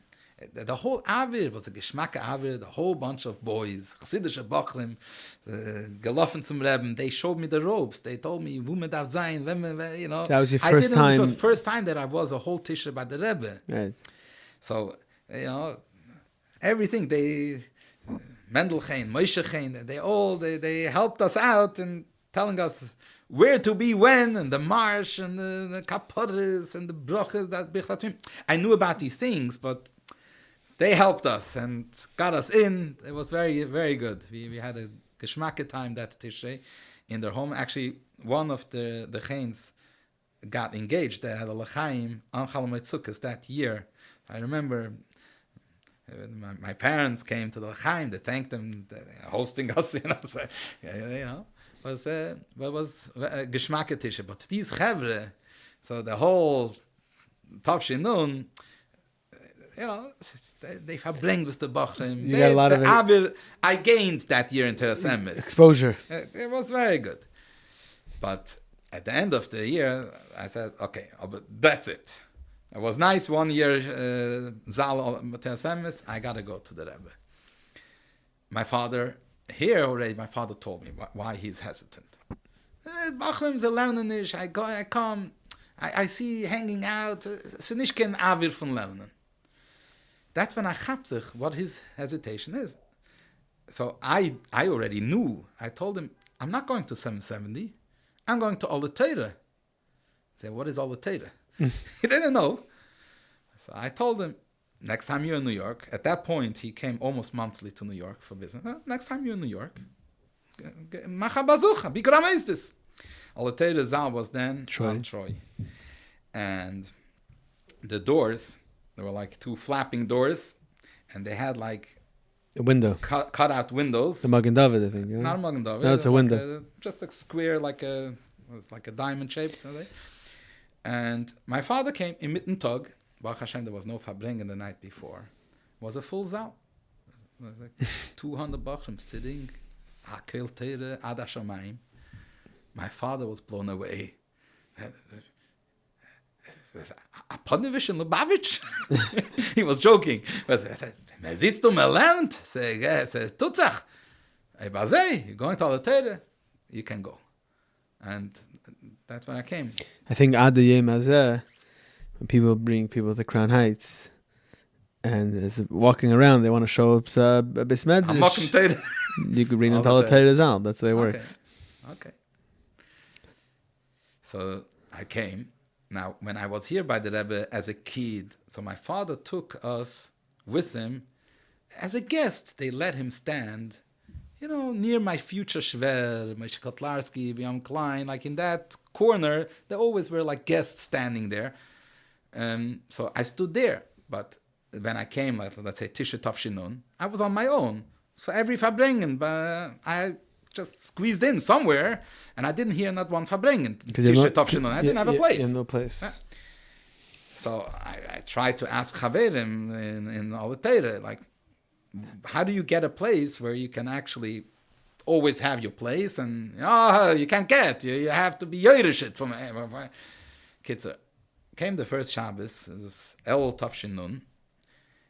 I went to the area where my future Shver stood, Moshe Kotlarski. I was a shtickle ben bais by Moshe Kotlarski. I ate there a lot on Shabbosim. And because Moshe Kotlarski also used to come to us. Moshe was a guest in our house many times. I remember him in our childhood. He didn't stay in our house like some of the other guests. He usually stayed in a hotel. But he used to come eat by us and Farbrengen with my father. So,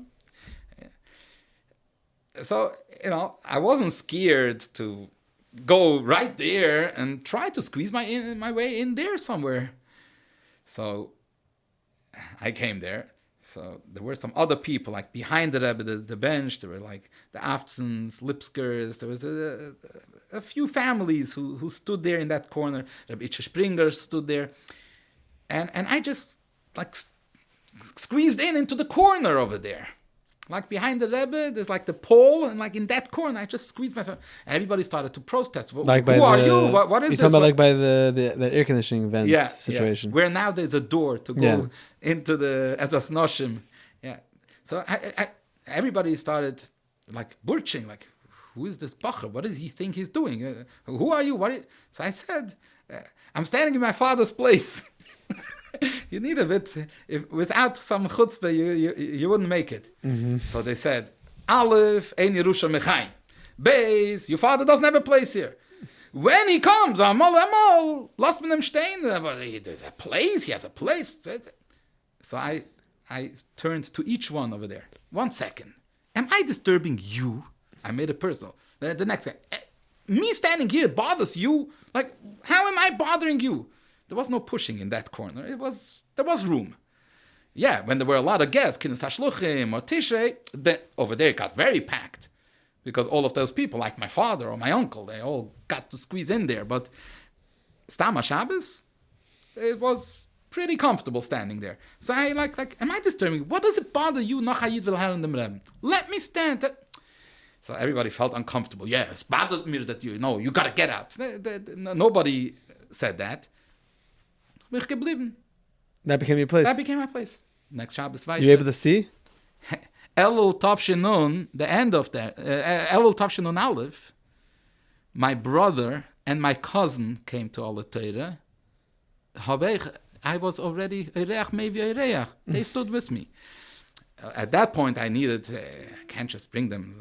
So I made a contraption. I took a few milk crates, and I made like a whole contraption over there, a few steps, which actually the people there appreciated. So now it became a shtickle matziv over there, but it was more comfortable. But b'schuzeh, I had my brother and my cousin. What do you mean? stand You made with the milk crates for what? For the other people? for them and for us. So like that, it didn't disturb so much because it was in the corner, but it was a raised Higher. platform. Made a whole... So every Fabringen you would bring this from... I had it with a chain tied up in the Chutz of 770 by the Tashlich, with a number lock before Fabringen, schlepp in the boxes. Every Fabringen, Baruch Hashem, Nun Aleph, Nun Beis, was able to hear every single Fabringen, see the Rebbe from close. You could see. From the side. Yeah, from the back side. Back side, but not mamish the back. It was pretty much the side. Yeah. And you were higher than everyone else. Yeah. So I had a good place, Baruch Hashem, was echet to hear. Now, the Eibishter, Chein el Adam Das, gave me a chush that I was able to do Chazorah. So between the Sikhs, I would... So right away? Right away, I would say Chazorah. To who? To the Elam around. And the older people than you? Yeah, people who didn't hear so well, people who couldn't follow the whole time. So everybody started appreciating that I'm standing there. That between the Sikhs, you get like a recap of what the Rebbe spoke. I have a question for you. Mm-hmm. You already knew the Rebbe Signin, like from hookups? From childhood. Like I said, I heard the Rebbe in my house on the tapes, the WRCC tapes that came. It was playing all the time. So the Signin was mamish, and I had no problem. So you showed up, Tafshan Nun, you started doing this Chazara, whatever, for the people. Was that a common thing that in different corners there's 70 people doing Chazara? I don't know. I don't know. I'll tell you, talking about Chazara. First night of Sukkot, the Rebbe would say a Sikha downstairs in the shul, and then the Rebbe would say a Sikha in the Sukkah to greet the Orchem. Now, usually, like Chazal say, whoever sees this doesn't see that. It couldn't be. But Tafshin Nun, I decided, ich will zen beide. So I heard the Sikha downstairs. And then Tafshin Nun, this is before this? Yeah. Mm-hmm. Tishrei Tafshin Nun. I think it was Tishrei, maybe it was Nun Aleph. I have to look up the Sikha. And I ran right after the Rebbe finished the Sikha. Before the Rebbe left the shul, I started already pushing. It was a huge pushing crowd to hear the Sikha in the front. But I pushed through the crowd and I went to the back, to the steps that go to the Chutzner in the corner of 770.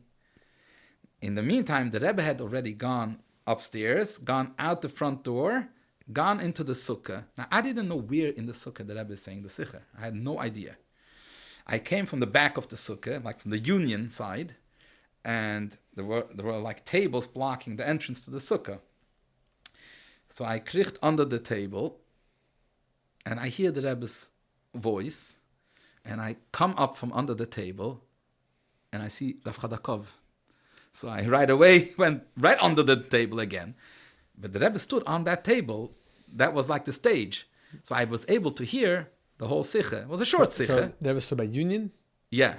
The Rebbe walked all the way to there? Yeah. And there's steps for the Rebbe to go up? Mm-hmm. Yeah. Not always, and they tried one year to do it in the front. I don't know, but that was the only time. So you're about to pop up right in front of the Rebbe, basically. No, the Rebbe stood a little bit further to the left, but right next to Chadakov. So I know, the Rebbe is here. So I right away ducked back under the table, but I was able to hear the whole Sikha. And then I went to Kotlarski's house for Sudas Yom Tov in the Sukkah. So Reb Moshe asked me if I can chazer repes from the Sikha. Everybody tried to, who heard the Sikha? So I chazered the Sikha from the shul. And then I said, and then the Rebbe said in the Sukkah, everybody's looking at me like, how do you know what the Rebbe said in the Sukkah? Like that was a funny experience. Yeah. Was the Chazara, was this stuff ever formalized? Did you ever do anything? No. With Chazara, like Hanachas, you wrote stuff? Like that was for Tkuf 8 weeks. There's a Shliach in Florida, Rabbi Schmerling. So, Rebbe Ephraim de Michovsky wrote the Rad. The Rosh Dvarim. You're talking about when? Nun Aleph? Nun Aleph, Nun Beis. And he wrote the Rad was excellent. But the Rad was in Lashon HaKodesh. So some Bachrim in alle Tere felt. Rebbe Chaim de Mechaske also was a Bach in alle Tere. He was in Shir Dalet, I was in Shir Beis, but in Nun Beis I was in Shir Gimel. He left then. I don't remember. But we felt the Geschmacke Eisius in Yiddish, sometimes the Lashon Rav, we want to preserve that. So it was Shmoki Man and Eliezer Zaklakowski and Rav Broin from Crown Heights and myself. We would get together Motzei Shabbos. So the Chayzrim was Rav Broin and me, and Eliezer Zaklakowski also remembered Eisius. Shmuel was more the Ruach HaChaya Baifanim, to type it and print it and copies and sell the copies to the Bachrim. Hanocha Pratis, Bilti Muge. For 8 weeks we did that. Who was writing it? Rav Broin. Yeah. Would write it, and I would make my Hagoes, and Eliezer Zaklakowski threw in some Hagoes. And till it became Adova Shalom.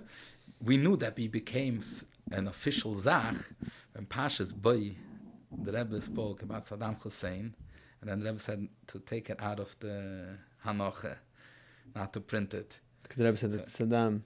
So Label Groner was working on tracking down those few Bachrim, all the Torah Bachrim. He needed to tell them also, don't write it up. We had written it up, a pale, but we didn't type it, we didn't publish it. Only in later years, it was found and typed up and discovered. You want to say? What you doing? You'll find it on the different websites that have all these anochis, and you can find it over there.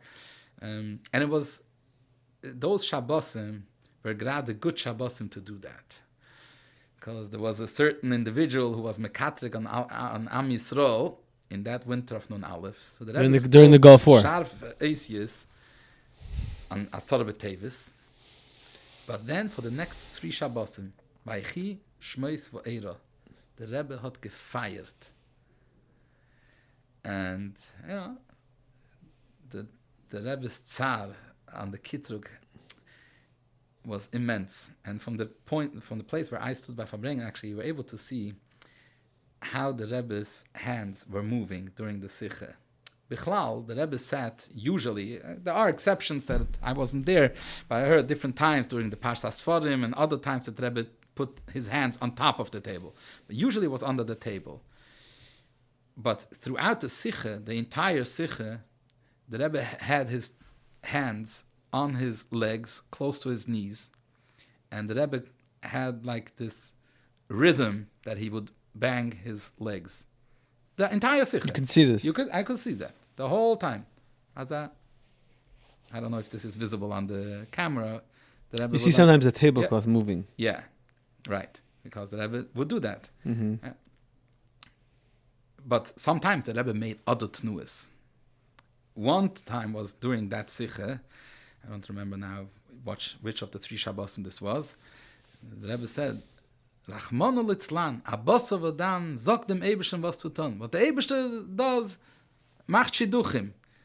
I think it was Vo'era, maybe it was Boy. I don't remember. But when the Rebbe said these words, Rachmanu litzlan, Abbasav Adam, zog dem Eibishter was zu tun. So the Rebbe under the table, Rachmanu litzlan, Abbasav Adam, zog dem Eibishter. You're able to see that from anybody who stood behind and from the side, were able to see that. Another thing that the Rebbe, the entire Farbrengen, the Rebbe would not sit leaning on the back of the chair. By Tfilis, and also after Farbrengen in the summer, Pirkei Avos, after Mincha, the Rebbe would sit down, the Rebbe would lean back more on the chair, but Farbrengen, the Rebbe would sit on mamish the edge of the chair. Now you try to sit like that for a little while. It's not so easy, especially a whole Farbrengen, and at the Rebbe's age in those years, Nun Aleph, Nun Beis. So under the table, there was a footrest. But on the footrest, the Rebbe's knees and shins were resting, because the Rebbe sat forward on the edge of the table, of the chair, so his legs were like resting against that footrest. One Shabbos, I don't remember now which Shabbos it is, the Rebbe mentioned in the Sikha, Hashamayim kisi va'oris hadem raglei. Teich kedei, the Rebbe is saying that. The Rebbe is lifting up one leg, putting it on the footrest. Oris hadem raglei. These are things that you were able to see from that vantage point. Interesting. And I'm talking. Shabbos Bereishis, Nun Aleph. There was Shmini Atzeres Simchas Torah was Thursday, Friday, and then Shabbos Bereishis. There was 2 Farbrengens. The second Farbrengen, I think after the first Sikha, I don't know, maybe after the second Sikha, the Rebbe took out his glasses from the pocket and opened up the Siddur. And the Rebbe put on his glasses. I right away saw the Rebbe is opening up to Bnei Hechala. And Bnei Hechala Take. Talking about that Shabbos, also Geschmack Zikaron. 2 days, Shmini Atzeres Simchas Torah, by the Rebbe, Hakofis, Friday, day Hakofis.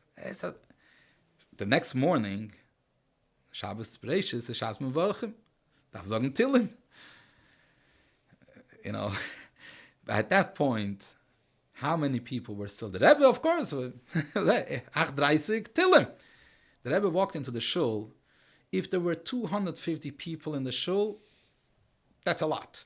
It was empty. The shul was empty. The whole back of the shul was empty. Everybody stood in front near the Aron Kodesh, crowding around there, waiting for the Rebbe to enter. I happened to stand near the bima of Kriyas HaTorah. I stood over there. The Rebbe came in. The whole back of the shul is empty. The goyim were still busy cleaning up. They turned over benches and whatever. They were cleaning up. On the side, now they broke through there. There used to be bathrooms downstairs. Under the Weibishal. Yeah, under the Weibishal. And in front of the bathrooms, there was like a hole and there were like doors. So in front of those doors, there was a bench. And there was a big thing with coffee and an open box, or 2 open boxes of mezenis, the Vatsu the Shlema used to put out. The Rebbe walked in. It was quiet in the shul. Yeah, in the front, a few guys started singing. But everybody was verschlafen. Be happy, you made it, 8:30 Tillim. Everybody was so exhausted after 2 days of Shmini Atzeres Simchas Torah.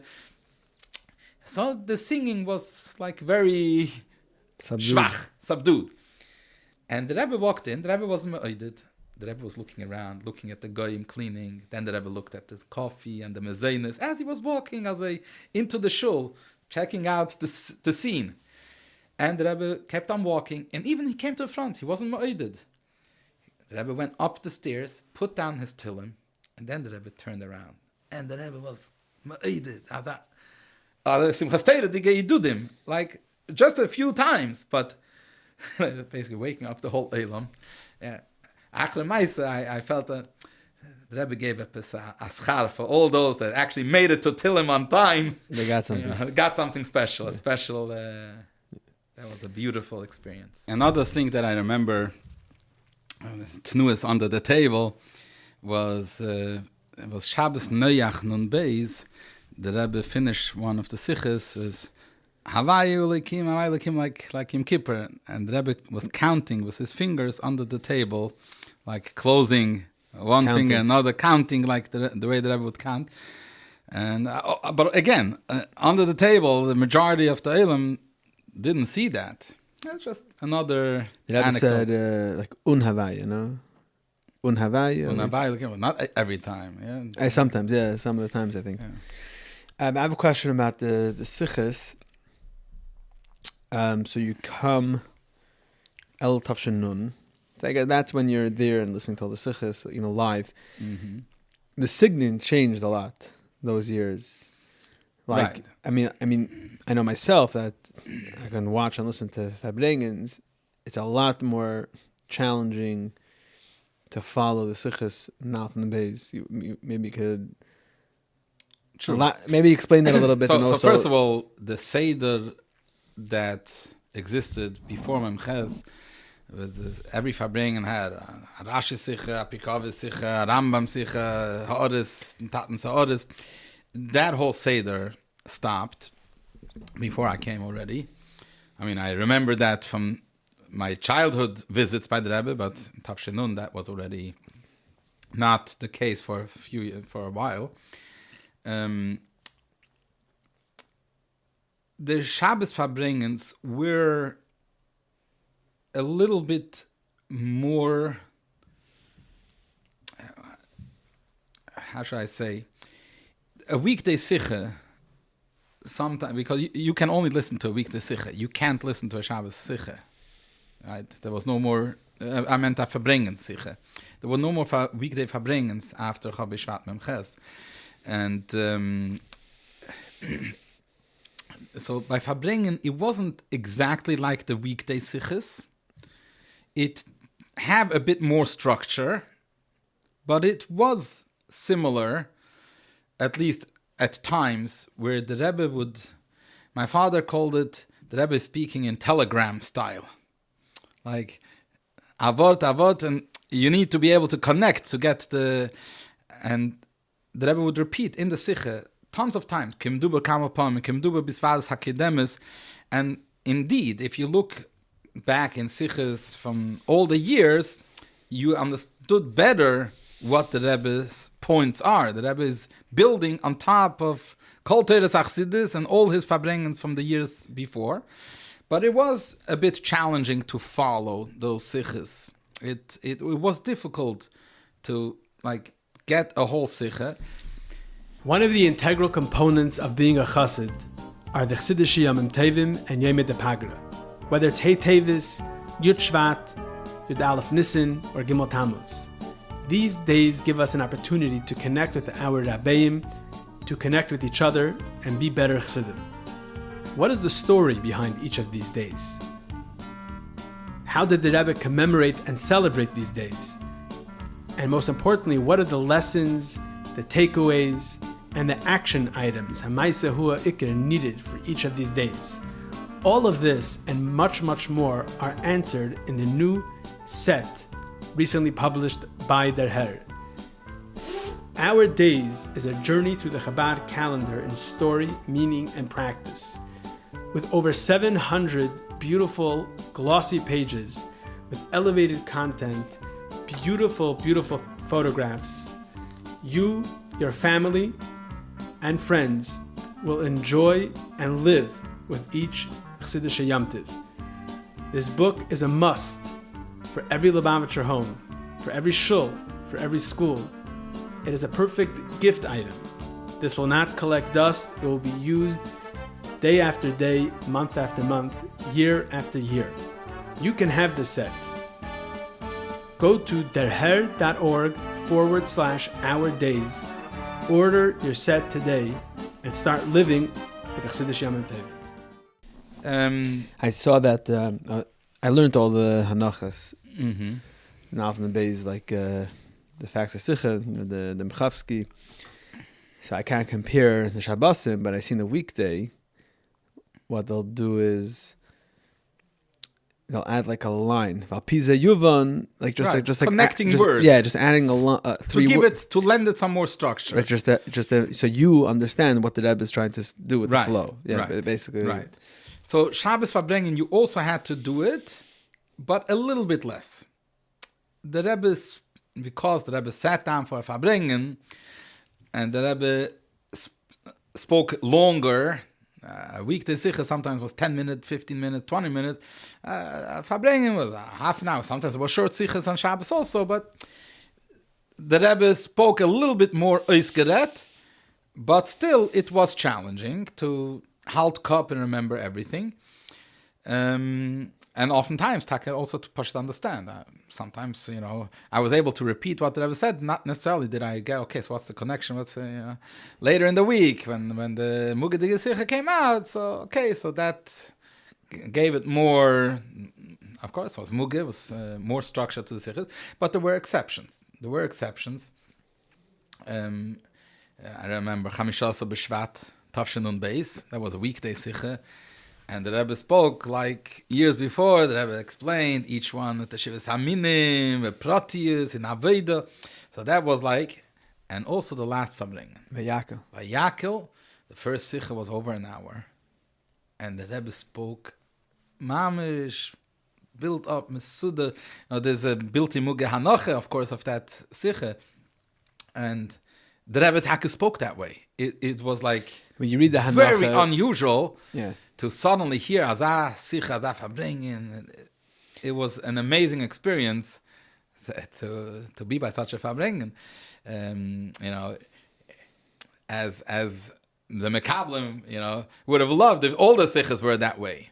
But, the Rebbe gets Teire, that's the Shechina mit Abes mit Teich Greinei, and that's it. That's how it is. On the other hand, all of a sudden, in those years, there's certain inyanim that the Rebbe spoke like very clear. If not like the inyanim Mashiach, like the Rebbe spoke like very, very to the point, very, very, right, like very strong atheists at the same time. I see usually in those Hanachas, those built-in. Yeah, the Rebbe didn't speak up as atheist. No, but sometimes the Rebbe could start explaining an Inyan Chassidus, and it's like without the whole Harchava. Right. That if you don't know the Chassidus, it's hard to understand. The Shchedesh Kislev, coming to the Shchedesh Kislev, Nun Beis, it was a weekday Sicha, and the Rebbe spoke Tifa Inyanim Chassidus, at the time, until I heard Rabbi Yael explain what the Rebbe, it was hard to understand. Tifa Inyanim, that the Rebbe was Megale, Dafke, in Tavshin Nun Beis. I mean, then all of a sudden when it comes to the Inyanim... height of the Nesias. Right, and then the Inyanim Mashiach is very clear. I mean, I don't know, take the most famous example, Chav Ches Nissen, Tavshin Nun Aleph. Yeah. Every child can understand what the Rebbe is saying, right? Like, sure, yeah. It's you're saying Chav Ches Nissen, also Chav Ches Sivan. The Rebbe spoke about das kann sich Neside Reine wünschen, that Beis Hamikdash should come down and be mislabish here, and from here going to Eretz Yisrael. These are Asias. Later, that became the basis of the Kuntres Beis Rabbeinu Shebebavel. But I remember hearing the words from the Rebbe that I don't remember the exact words now, but the Neside Reinu is Roy, kann sich wünschen, and peilt, and viert Eis, as Beis Hamikdash HaShlishi should first come down here and be mislabish in 770, and from here go to Eretz HaKedesh. I mean, this, you would think, Chosid, ba Fabringen, spät ba Nacht, drickt sich Eis, to hear the Rebbe say, as solche Eisies, that was amazing. That was indeed very, very unique. I can imagine that after the Fabringens, what most of the Eilam picked up was those type of Aces that the Rebbe was using, and that was like the Kach. Am I wrong? Am I right? No. Most of the Eilam first had to be hear what did the Rebbe speak, because the majority of the Eilam in Samsam, they couldn't hear the Rebbe. Nun Beis. Nun Beis, even Nun Aleph. Those that sat right in front of the Rebbe, a little bit to the side, and that was it. The whole side and the bleachers, and they weren't able to hear. Sometimes the Rebbe raised his voice a bit, so they heard words, they heard the end of a Sicha. They couldn't follow a Sicha at all on Shabbos. And, Baruch Hashem, I didn't have the challenge to stand like that, Fabringen after Fabringen. Of course, a Chassid, the Neshama heard, and just looking at the Rebbe for those 2 hours, 3 hours, of course you stood by Fabringen, Chassidische Bachrim, but I'm sure that this wasn't a Pashat thing to come week after week, the Rebbe Fabringen every single Shabbos, and not be able to hear. I heard from others your age that they started creating new places then, like under the tables and here. Right. Yeah. And one of them was telling me that the place that he created, he was only able to hear. Right. But that was a decision. Like, I'm not going to be able to see, but at least I could hear everything. Right. Then, I'll see the Rebbe by davening. I'll see the Rebbe, at other times. But the Fabringen, I want to hear what the Rebbe is. So the Rebbe, because of all the years when the Rebbe is speaking on Shabbos, the Rebbe projected stronger. The Rebbe didn't even do that. B'chlal. Yeah. The Gashmis was more difficult. That's the. But did the Rebbe speak a little louder than a weekday, or not necessarily? I can't know, because in weekday there was a mic.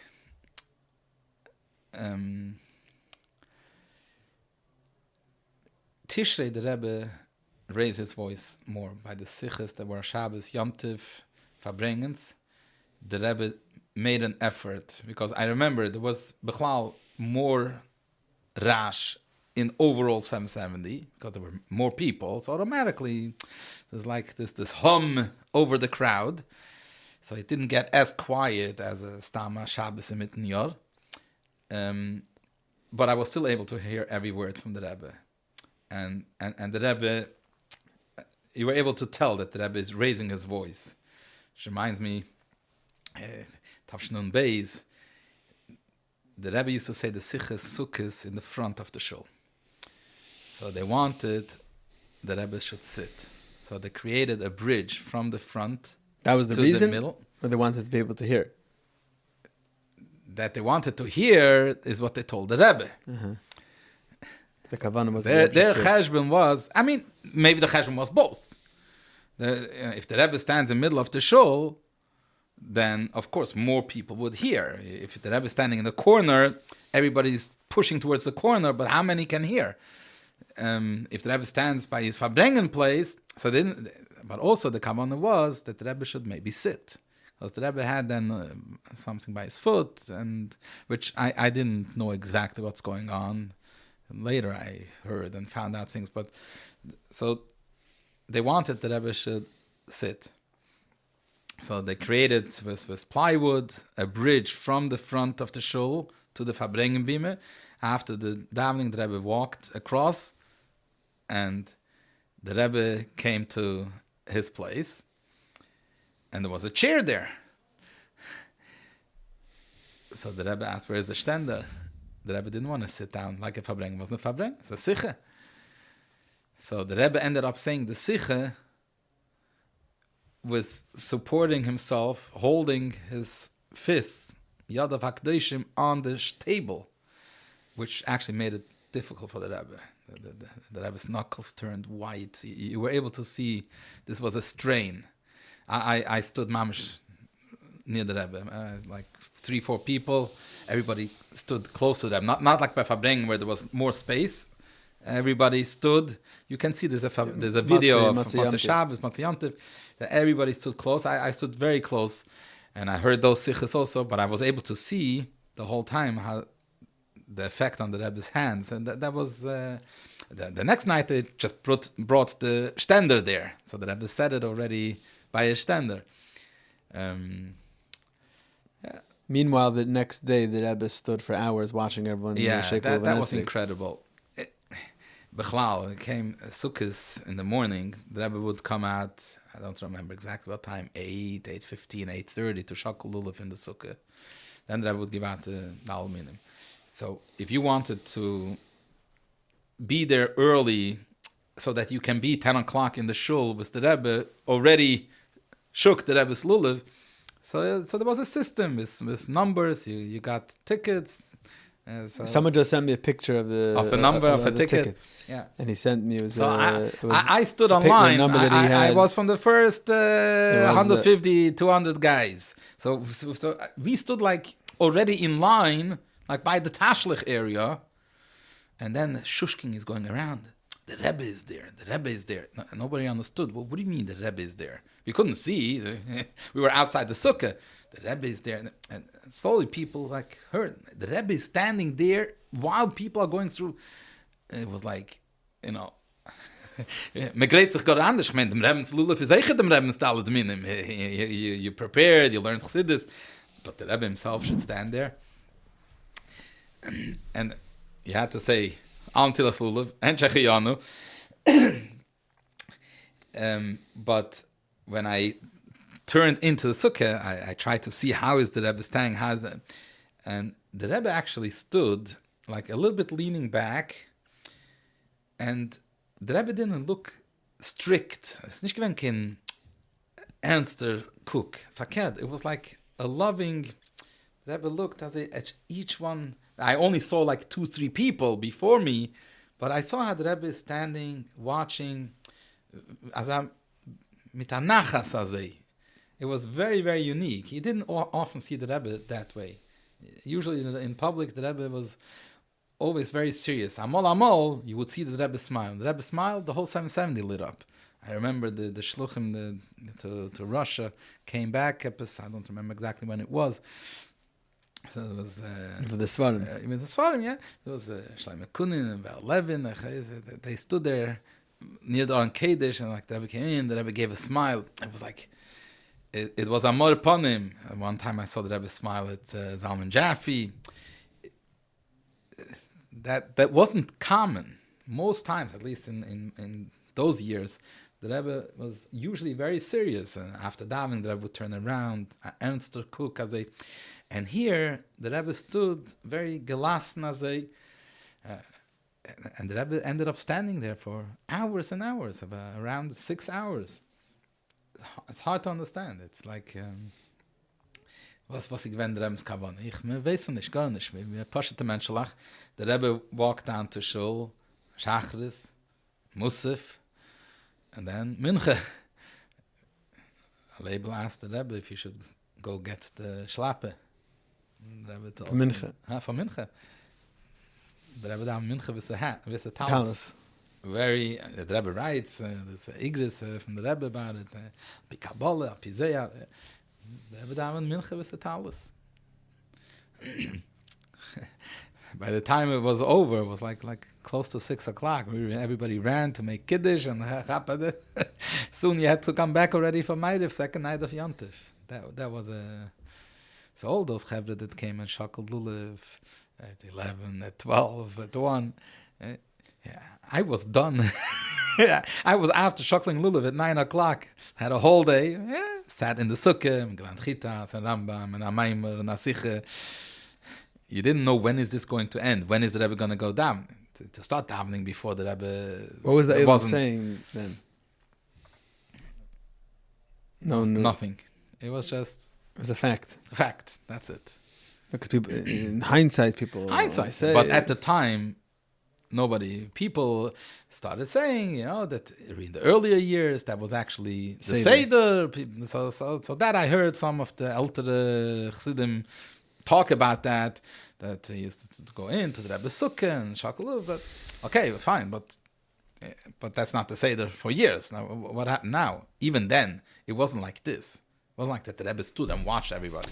The Rebbe stood and learned Amaimer. The Rebbe did other things. The Rebbe didn't watch the Chassidim Shakaluv. B'chlal, those years, Navin and Beis, when you look, when you watch the videos, and there seems to be like an urgency by the Rebbe. But were you able? Is that what you were feeling then, or this was? We all know in hindsight we could see. No, not only in hindsight. Look, many people didn't pay attention to certain things. Anybody who had a little bit seichel, anybody who had a little bit of hergish, felt uneasy. It's not like I was worried, but there were some things that were unusual. Lamashal, the Rebbe Shmini Atzeres said a siche after Ma'ariv. Leil Shmini Atzeres. The Rebbe said the Teish Nas Eirav Bracha like Erev Yom Kippur Shmini Atzeres. And the Rebbe said Shnas by Pei, Shnas Peh, Dibur Bepeh. Shnas Peh, like that wasn't usual. The Pei stood for Shnas Pedus, was Shnas Peh, Dibur Bepeh. Now, of course, that we didn't understand at the time. That only Chavzayin Oder, when the Dibur was affected, we chapped then about that. But already at the time was like, what does that mean? What is that? That was... Now, I didn't hear the Sikha, because I stood at my Hakofif's place already, which was closer to the center of the shul, to see the first and seventh Hakofif. But afterwards, Chazorah, I heard what the Rebbe said, and I was like, not sure what it is. Shnas Peh, nobody knew exactly how to explain it, but that's what the Rebbe said. Then later, Gimel Shvat, the Rebbe said the Sikha, about the Dibur, from the Sidereinu, medaf Mashlim Zayin. So, the Rebbe was dragging his foot a bit, schlepping a fuss in jenet tkufa. So, the Rebbe is talking about the Gesund of the Rebbe, maybe that's what it is. People right away said that? Yeah. Bachrim and all the Torah, we Levi Azimov, Tamula, and Chazar and the Rebbe's Maimorim Balpeh. We got an answer from the Rebbe for it. There was a Aiserus, not Gedet. Wasn't there also a thing about Duchis of Psuris Tevis then? I don't remember exactly what, but the whole winter of Nun Beis, starting already from Shabbos Noach. Shabbos Noach, the Rebbe spoke about the Hidur in Kiddush Levana. And one of the inyanim of Kiddush Levana that the Rebbe stressed is that it says Gulefa Gesund. And the Rebbe started using the term Aneshama Bria Beguf Bori Bli Hefsek Ben Time. The Rebbe started saying that one Fabring, another Fabring, the third, like, what is this? Every Fabring, the Rebbe Pasha started talking about Neshama Bria Beguf Bori Bli Hefsek Ben Time again and again. You know, if somebody just didn't think and didn't listen, he didn't realize, but Chassidim started being concerned about that. There was a concern. And then came the Sicha of Gimel Shvat, so that just raised the antenna. And then came Chedesh Adar. The Rebbe started speaking almost every single night. Kipshute.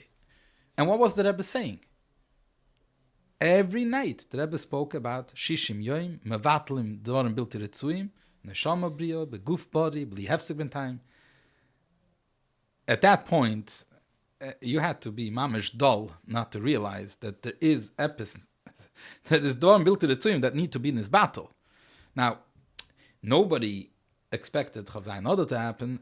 No, Bechlal, everybody was living with the Shturim, Otot Kum Mashiach. At the same time the Rebbe speaking with Mashiach. So we didn't think that Chas v'Shalom something's going to happen to the Rebbe and this and that, because, you know, Mashiach kommt.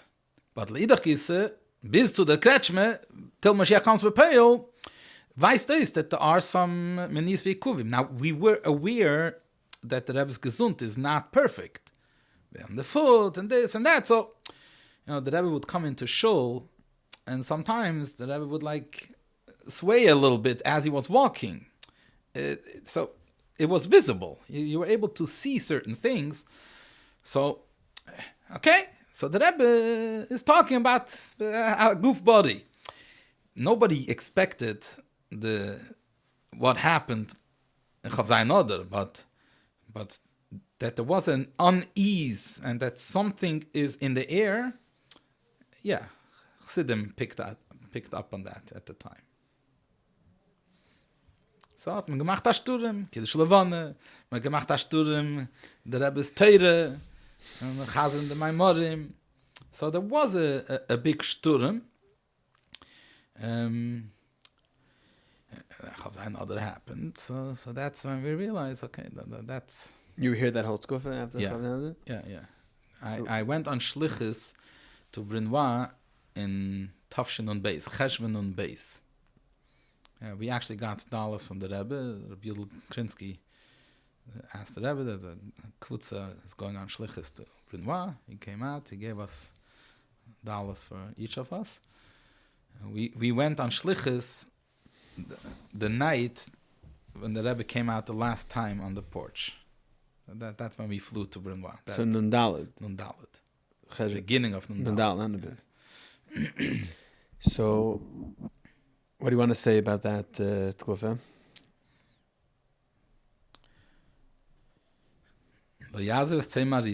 And we have a Rebbe. No, I'm saying... There isn't much... which tkufa? When we were on Shlichus? After Chav Zayin Adar. After Chav Zayin Adar. Man gesagt Tillim, und man hat gelernt im Rebbe's Teire, with a special, Chalukis, Teiras Rabbeinu, all the yeshivas together, we made a Magaloi Lomi, and all kinds of things like that. Man hat sich gekocht in Rebbe's Inyanim, Mifzoim, Yudalef Nissen, Tishim Shana was, so from beforehand, it was already building up, Tishim Shana. So so it still happened. There was a big parade, tanks, and we made. Personally, I worked together with Elinas and Silverberg on the Kavitz Alateira. So it was a nice sefer that came out. I remember we worked through the night to have it ready for Yud Aleph Nissen.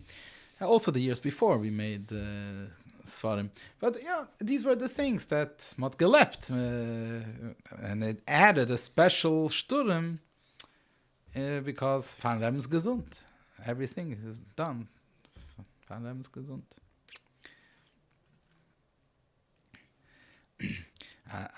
I don't know how controversial I should go, but da reden in gute Sachen, an teuchendige Inyanim. What was the Rebbe's expectation of a chassid, of a bocher in Tem Chetmimim? I remember in the Tkufa, that winter of Nun Beis, starting already from Chavchas Nissen, in Nun Aleph, in the Sturm of Mashiach started as they. So there were a lot of ideas in Yomim and Kabbalas HaMalchus that you have to write into the Rebbe, that you're accepting the Rebbe as a Melech HaMashiach. So Alateira was also getting into that. There was a whole Tamula made that one night all the Bachrim should come with Big the Shabbos, and there's going to be drashes from different mashpiyim, and everybody's going to together sign a Kabbalas HaMalchus. I remember Beshaitei that there was Rabbi Yisrael Friedman and also Rabbi Galitsky, Ageshet lange Jahr. They were uncomfortable with that. Michael Mashmalon. A fremder Mensch schreibt zum Rebbe, a stammer person wants to write, he's mekabel there. A chassid? Of course you're a chassid. You mekabel the Rebbe's mouth, and yesterday you weren't. He wasn't your melech. Like what changed? Like what changed? That we need to do this. He felt that not only that this is not something appropriate, it's like bad. It's a chutzpah to schreiben zum Rebbe. What are you writing to the Rebbe such a thing? You mekabel him as a melech. Good morning. It was like, as young Bachrim, what do they understand? What do they? But Lemaise, there was this big Tamula, and everybody was all excited. Emot geschrieben and gechasmet and Kabbalas HaMalchus.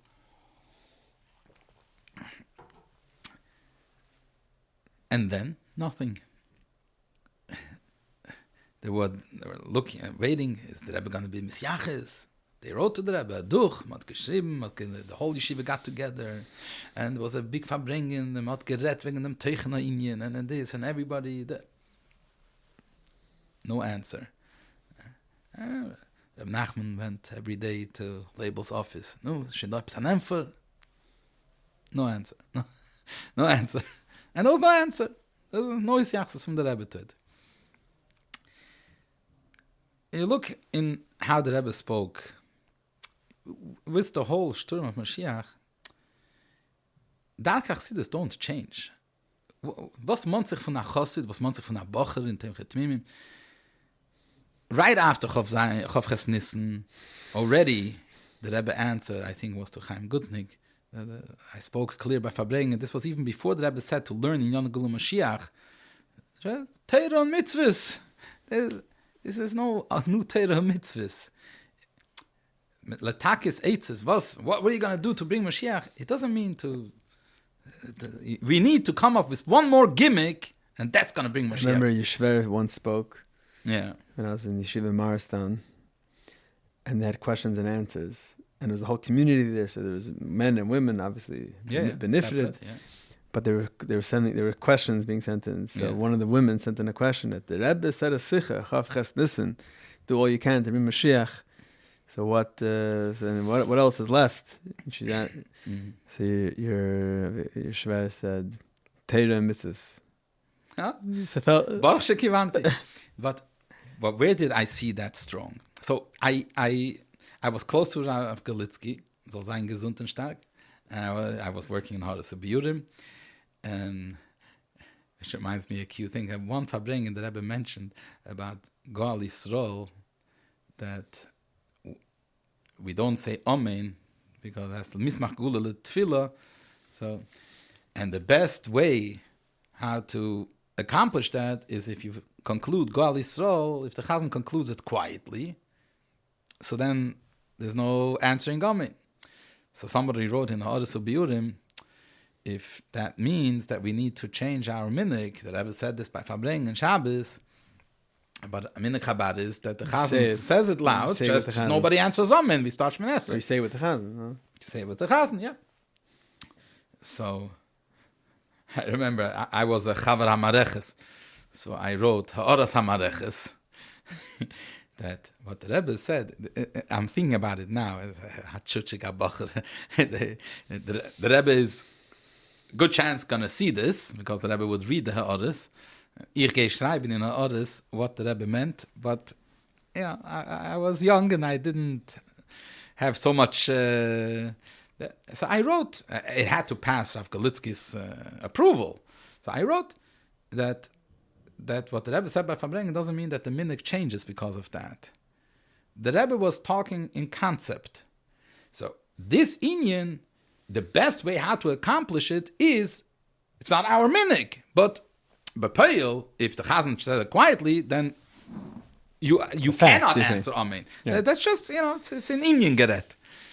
So I remember Rav Galitsky was looking at, okay, yeah, he let it go. It was printed that way in Ha'aretz. There was no Isyachzus from the Rebbe or anything. But I'm thinking back to that today, On the other hand, though, the Rebbe did say, let's say Chaysara Numbez, the Rebbe said that there must be, that there's something different that we need to do, that we didn't do till now.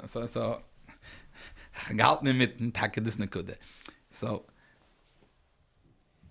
the Rebbe spoke to Bachrim, exclusively to Bachrim, when? Yechidus L'Tmimim, after Tishrei. You would expect that whole summer, the Rebbe, Shabbos after Shabbos, stürmt wegen Mashiach. And into Nun Beis as well. And now he's talking to the Bachrim. No, you would expect that for the Bachrim also he's going to talk. Mashiach for Bachrim. What was the Rebbe talking to the Bachrim about? For half an hour, long Yechidus. Unusual. A half an hour the Rebbe is talking about Limud HaTeire, Nigle mit Pilpule de Reise, to the extent as Mecholem Tchidush Teire. What is the Rebbe want from a Bacher in Tafshin on Beis? Nothing else than what he wanted from the Bacher in Tafshin Yud and Yud Aleph and Yud Beis and Tafshin Chof and Alle Yoren. What is Mashiach? What is Mashiach? Some people have all kinds of images, childish images. That's what they imagine. Mashiach is Gilui Lekus. Mashiach is... What does that mean? That's exactly. So from a Bacher has no excuses. For him, straight Mashiach. Limud HaTorah, Yom V'Layla, in mitten Nacht Cholem sich Mashiach. Right, even the Chaysaron and Beis, the Rebbe said that all of the Inyanim should be permitted with the Nakudah of Mashiach. Exactly. But which Inyanim? Exactly. What did the Rebbe say about that Farbrengen? The Rebbe is talking to Shluchim. What? Mesayim dein the Chassidische Parsha every year. Terei Likutei Torah. Saying, that's outdated. Lubavitch Rebbe, what are you talking about? What are we, back in the Chof suddenly? There's no... Chassidus beit sich nicht. There's the same Chassidus. If you want, you can see it in another Inyan as well. The Rebbe, in Nun Aleph, Nun Beis, those who were here in those years, have something that the Chassidim that were by the Rebbe in all the other years don't have. And that is a bookshelf of Kuntreisim and Sfarim they got from the Rebbe. The Rebbe gave out a whole library. Tanyas, Kitzurim V'Oris, Maimorim of all the Rebbeim Kimat. Now, a Tanya, but the Rebbe gave out these Kuntreisim. The Rebbe said, Kuntreisetz Chaim. The Rebbe spoke Shabbos by Farbrengen, that this is not meant to soll liegen. Lilmeid, Alminas Lasseis, Daf Leben. What is Kuntreisetz Chaim? Yichude Tatoin, Yichude Ilah, and how to implement it in our lives. And then some of the Maimorim, the Rebbe gave a Kuntris Maimorim Tafresh Pei Beis. 3 Maimorim of the Friedige Rebbe of Tafresh Pei Beis, Tishrei Tafshin Rosh Hashanah, Shabbos Shuvah. These are deep Maimorim. Baruch Shas und Nissim Samach Dalet, Maimorim von Rebbe nicht mal sehen. A deep Haskaldige Maimorim, even from the Rebbe's own Maimorim. You know, Ato Tetzave, that's a Maimor everyone can learn. Chav Cheshvan, Nun Beis, the Rebbe gave out Kuntris Chav Cheshvan, it's a Maimor from Tafshin Lamed, Vayu Chai Yisara. This is a deep Haskaladige Maimor. This is a heavy-duty Maimor. The Rebbe is giving this to Anoshim, Noshim V'Taf. Chsidim Anu Bameh. A Chosid learned Chsidis. There is no new Chsidis. There is no other Chsidis.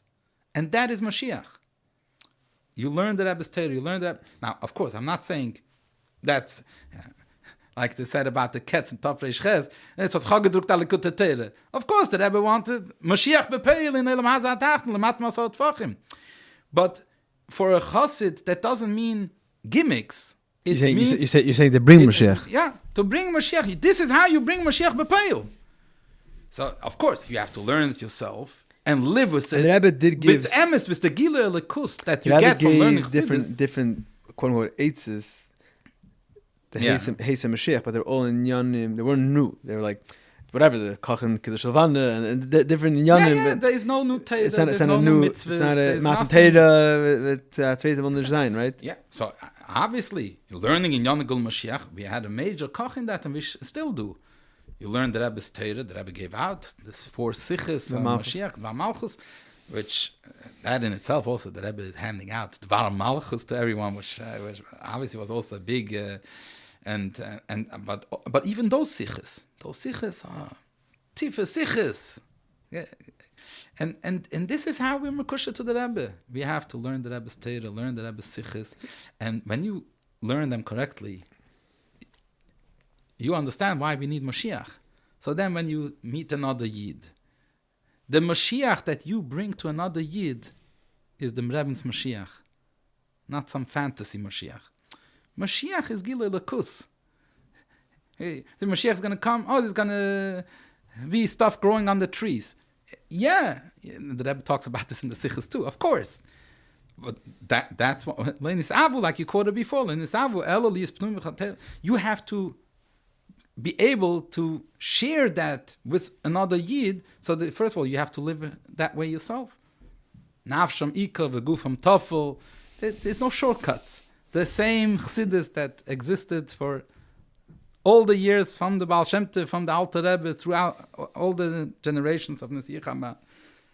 That same Chassidus is, and that is what the Rebbe expects from Bochrim, that's what the Rebbe expects from Anash, Leben mitten Rebbe.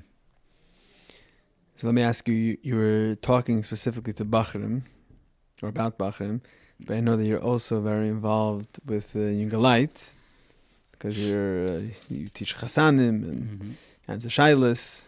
I myself learned in Yana by you. So what's a message for Yungalite to those that are establishing families or have raising young families? Same thing, same message. You got to live with the Rebbe. And there's another nekuda which I think is also very, very important. The Arum from Chassidus. You know, knowing the Rebbe's Tildes Chayav. Baruch Hashem, today you don't have to go digging. Everything is available. Gem, also the Her made available a lot of the Our Days and the monthly magazine filled with, Pashat, the Lachluchis, the Chassidische, the Her, the Arum of Chassidus. But that a bocher or a younger man should not be baki in the early years. The book that Gem produced, which I hope they'll do a chelik sheni from the chasana at least till Tafshin Yud. But I've haben the hemshach of the early years. But all this information that we didn't know. When I was a bocher, Yemei Melech came out. Yemei Melech, was a lot of things. Some of it was based on something, some of it was just hearsay. It's hard to tell always, but of course, there's a lot of information there. It's started already. Reb Nissen Gordon interviewed Rebbe Tzachane and published in the Yiddish Heim, the Lubavitcher Rebbe, about the Rebbe's childhood and so on. A Chassid darf doch wissen. Reb Nissen Nemenov, he had all kinds of Bachrim, Sfardische Bachrim, Marokkaner Bachrim that came to Brunwa. They didn't speak Yiddish, they didn't know Dark Chassidus. So he made a point that they all have to read through Likutei Diburim. You have to be Baki in Likutei Diburim. He said, imagine an army. When they take in soldiers, you need to know the history of the country you're fighting for. You have to know the history. So that you have to know Likutei Diburim. Al derech zeh, every Chassid, a Chassid should not know the details of the Rebbe's life. And in the years of the Nesias, for sure, but even before the Nesias, it's dein Tate, the Rebbe. You don't know where he was, where he was born, where he traveled, what years, what were his activities in his Bachrische Jahren, after the Chasna. How can you not know these things? This is your Rebbe. So I think that these things are very, very important, and especially that today you don't have to go looking for it. It's all available, nicely packaged, easily available. That is very important, besides for learning the Rebbe's Torah. Yeah, I would say also that there's obviously learning the Rebbe's Torah that goes without a question. If you're a Lubavitcher Chassid, you know Torah's Rabbeinu.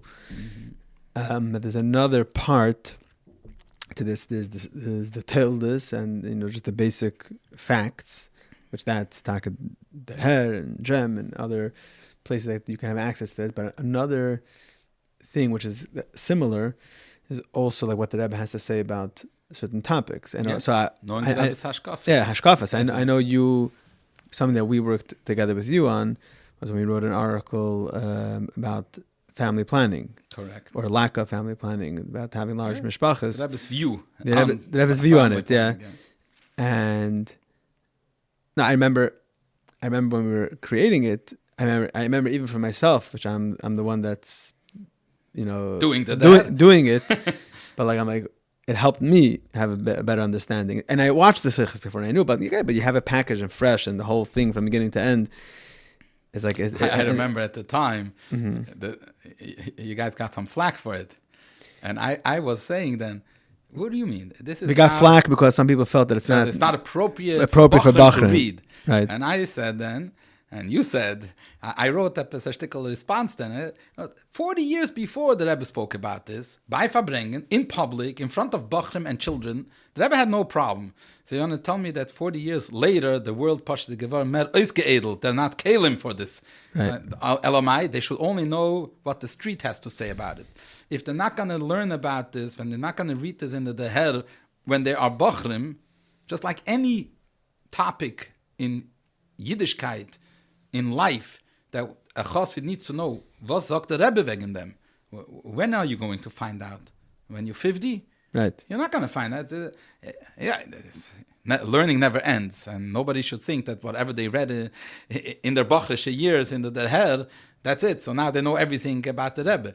Of course, there's always more and more. It's Yam she'en lo soif. The Rebbe's Torah is the Chmamish Arucham Eretz Midah, and it's a Pele Gadol. His stuff is coming out, new Hagois and new Maines and new days. We're talking about already more than 3 decades after Gimel Tammuz, and there's constantly new Inyanim Nizgale. The Rebbe spoke in Tafshin Yud. Michtav mi aliyos, kommt on. The Rebbe schickt, Baruch Hashem, the Yazev Tzei Marisei. But a chassid needs to know the Rebbe's views on topics. Now Shleimus Oretz. Yeah. You hear chassidim sometimes say things about Shleimus Oretz. Pashas reißt die Herz. The Rebbe hat sich ausgegossen the Herz years and years. Pasha, literally, not a guzme, for hundreds of hours. The Rebbe bei Farbrengen hat sich ausgegossen, hat geschrien. And the Rebbe's view of Shleimus Haaretz is one of the topics. There is so much from the Rebbe on it that a chassid should say things that Pasha totally against the Rebbe's outlook. And he doesn't mean anything. He Pasha is clueless. For example? There's no excuse for that. That's nicht in examples. But can have another podcast on Shleimus Haaretz. But everybody knows, people will repeat views that are written on websites or all kinds of other sources, and they'll, that makes sense, and they'll repeat it without even realizing, Lamashal, talking now about the latest news, that America is paving the way for maybe in the future a Palestinian state. Okay, he says, meint gar nicht. The Palestinians are not going to behave anyway, so it's never going to happen. That's not how the Rebbe viewed this. Even autonomy, the Rebbe said that just talking about that is a sakone for Yidden. How can a Lubavitcher say things that are mamish against the Rebbe's view? And by the way, the whole topic of Shleimus Haaretz, this is not a topic of Emunah. You don't need it. It's not like, the Rebbe's view, okay, so, I'm Moedim, Chachomim, Rab Meir, I bow my head, the Rebbe said different, okay. The Rebbe's shit, that's the only shit that makes sense. That's the only shit that... Especially maybe that... been proven in the lab hundreds times over. Right, maybe at then... this point, if anybody doesn't, you still didn't get it, right? Unfortunately, there are many Yidden who didn't get it. But that Lubavitcher Chassidim shouldn't get it. The Rebbe sat by Farbrengen, hat sich ausgegossen der Herz, hundreds of hours, and you don't bother to find out the Rebbe's views. And Baruch Hashem, there's many Kalim today. There's the Sefer that put all the sichos just together, the Karossi Vein Eine.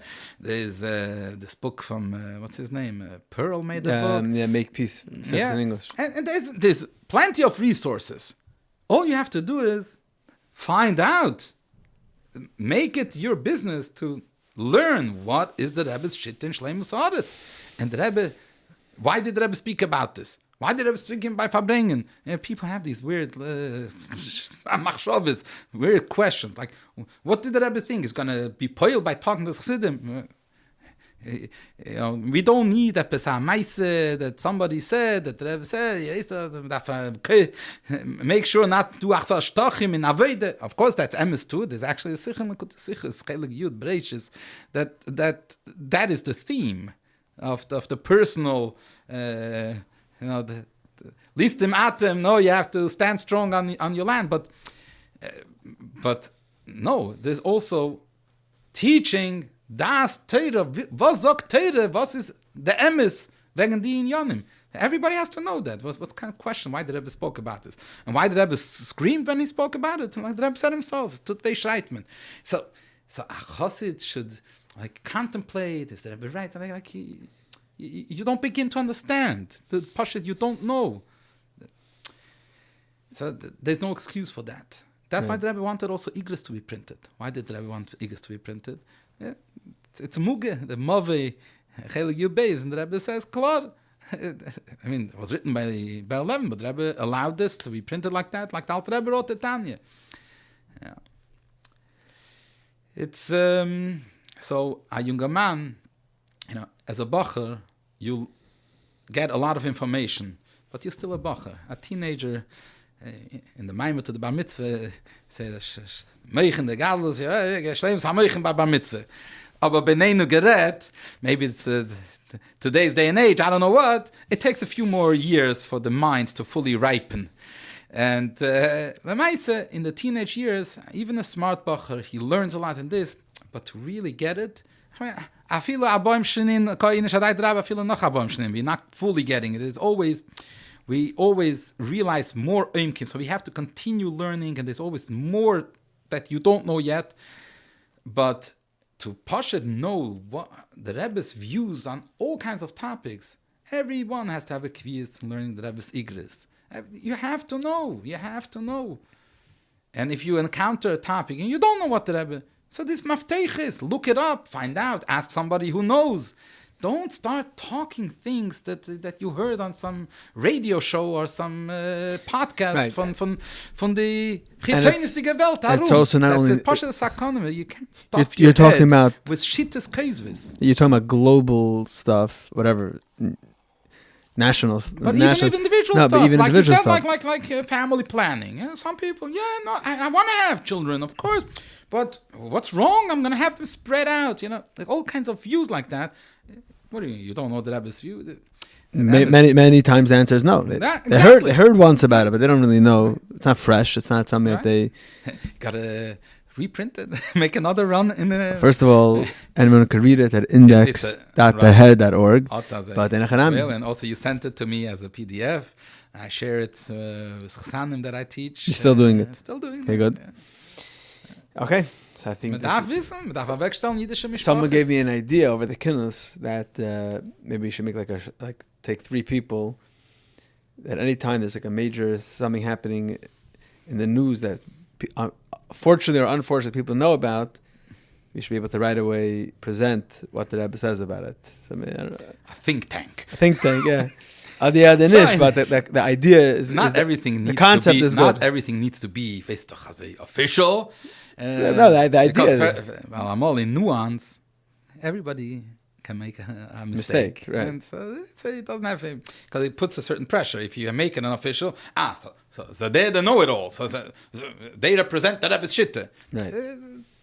I don't know if that's such a great idea, but on the personal level, yeah.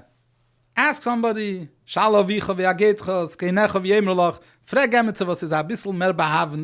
a bit more than you, and maybe there's something from the Rebbe on it. Someone gave me a good dogma that on October 7th, on Simchas Torah, then, Bei Bayim, it was very clear to everyone what the response, every Shliach around the world, whatever, it was very clear what the response is. You have to continue, whatever. Someone was telling me, that was in our blood. Right. There was no memo that went out from headquarters. That's in the blood. Everyone knew right away. Just being I actually, afterwards, everybody came with the Sikha from the Rebbe, the Yom Kippur War. I knew about that. So I actually, by Hakofis already, you said that. I told the Eilam that, I didn't hear anything about it till the Bachrim from the Oil came on Talucha to me. Right. My son and others that came on Talucha. And we didn't hear a word. They told us about this. And right away, it put like a damper. Everybody found out, the whole Eilam. And this. But that's a good example of the way we should be approaching everything. Everything. If we have it in our bones already, then we will react by default in the Rebbe's cook, in the Rebbe's gang. Okay, Yashakayach. Thank you very much. And Halavai Yifalu Biu Ba'Hashemim. And very good. Yashakayach Gadol. And you should be mamshich and have hatzlacha rabu muflaga in your Avedis HaKedesh.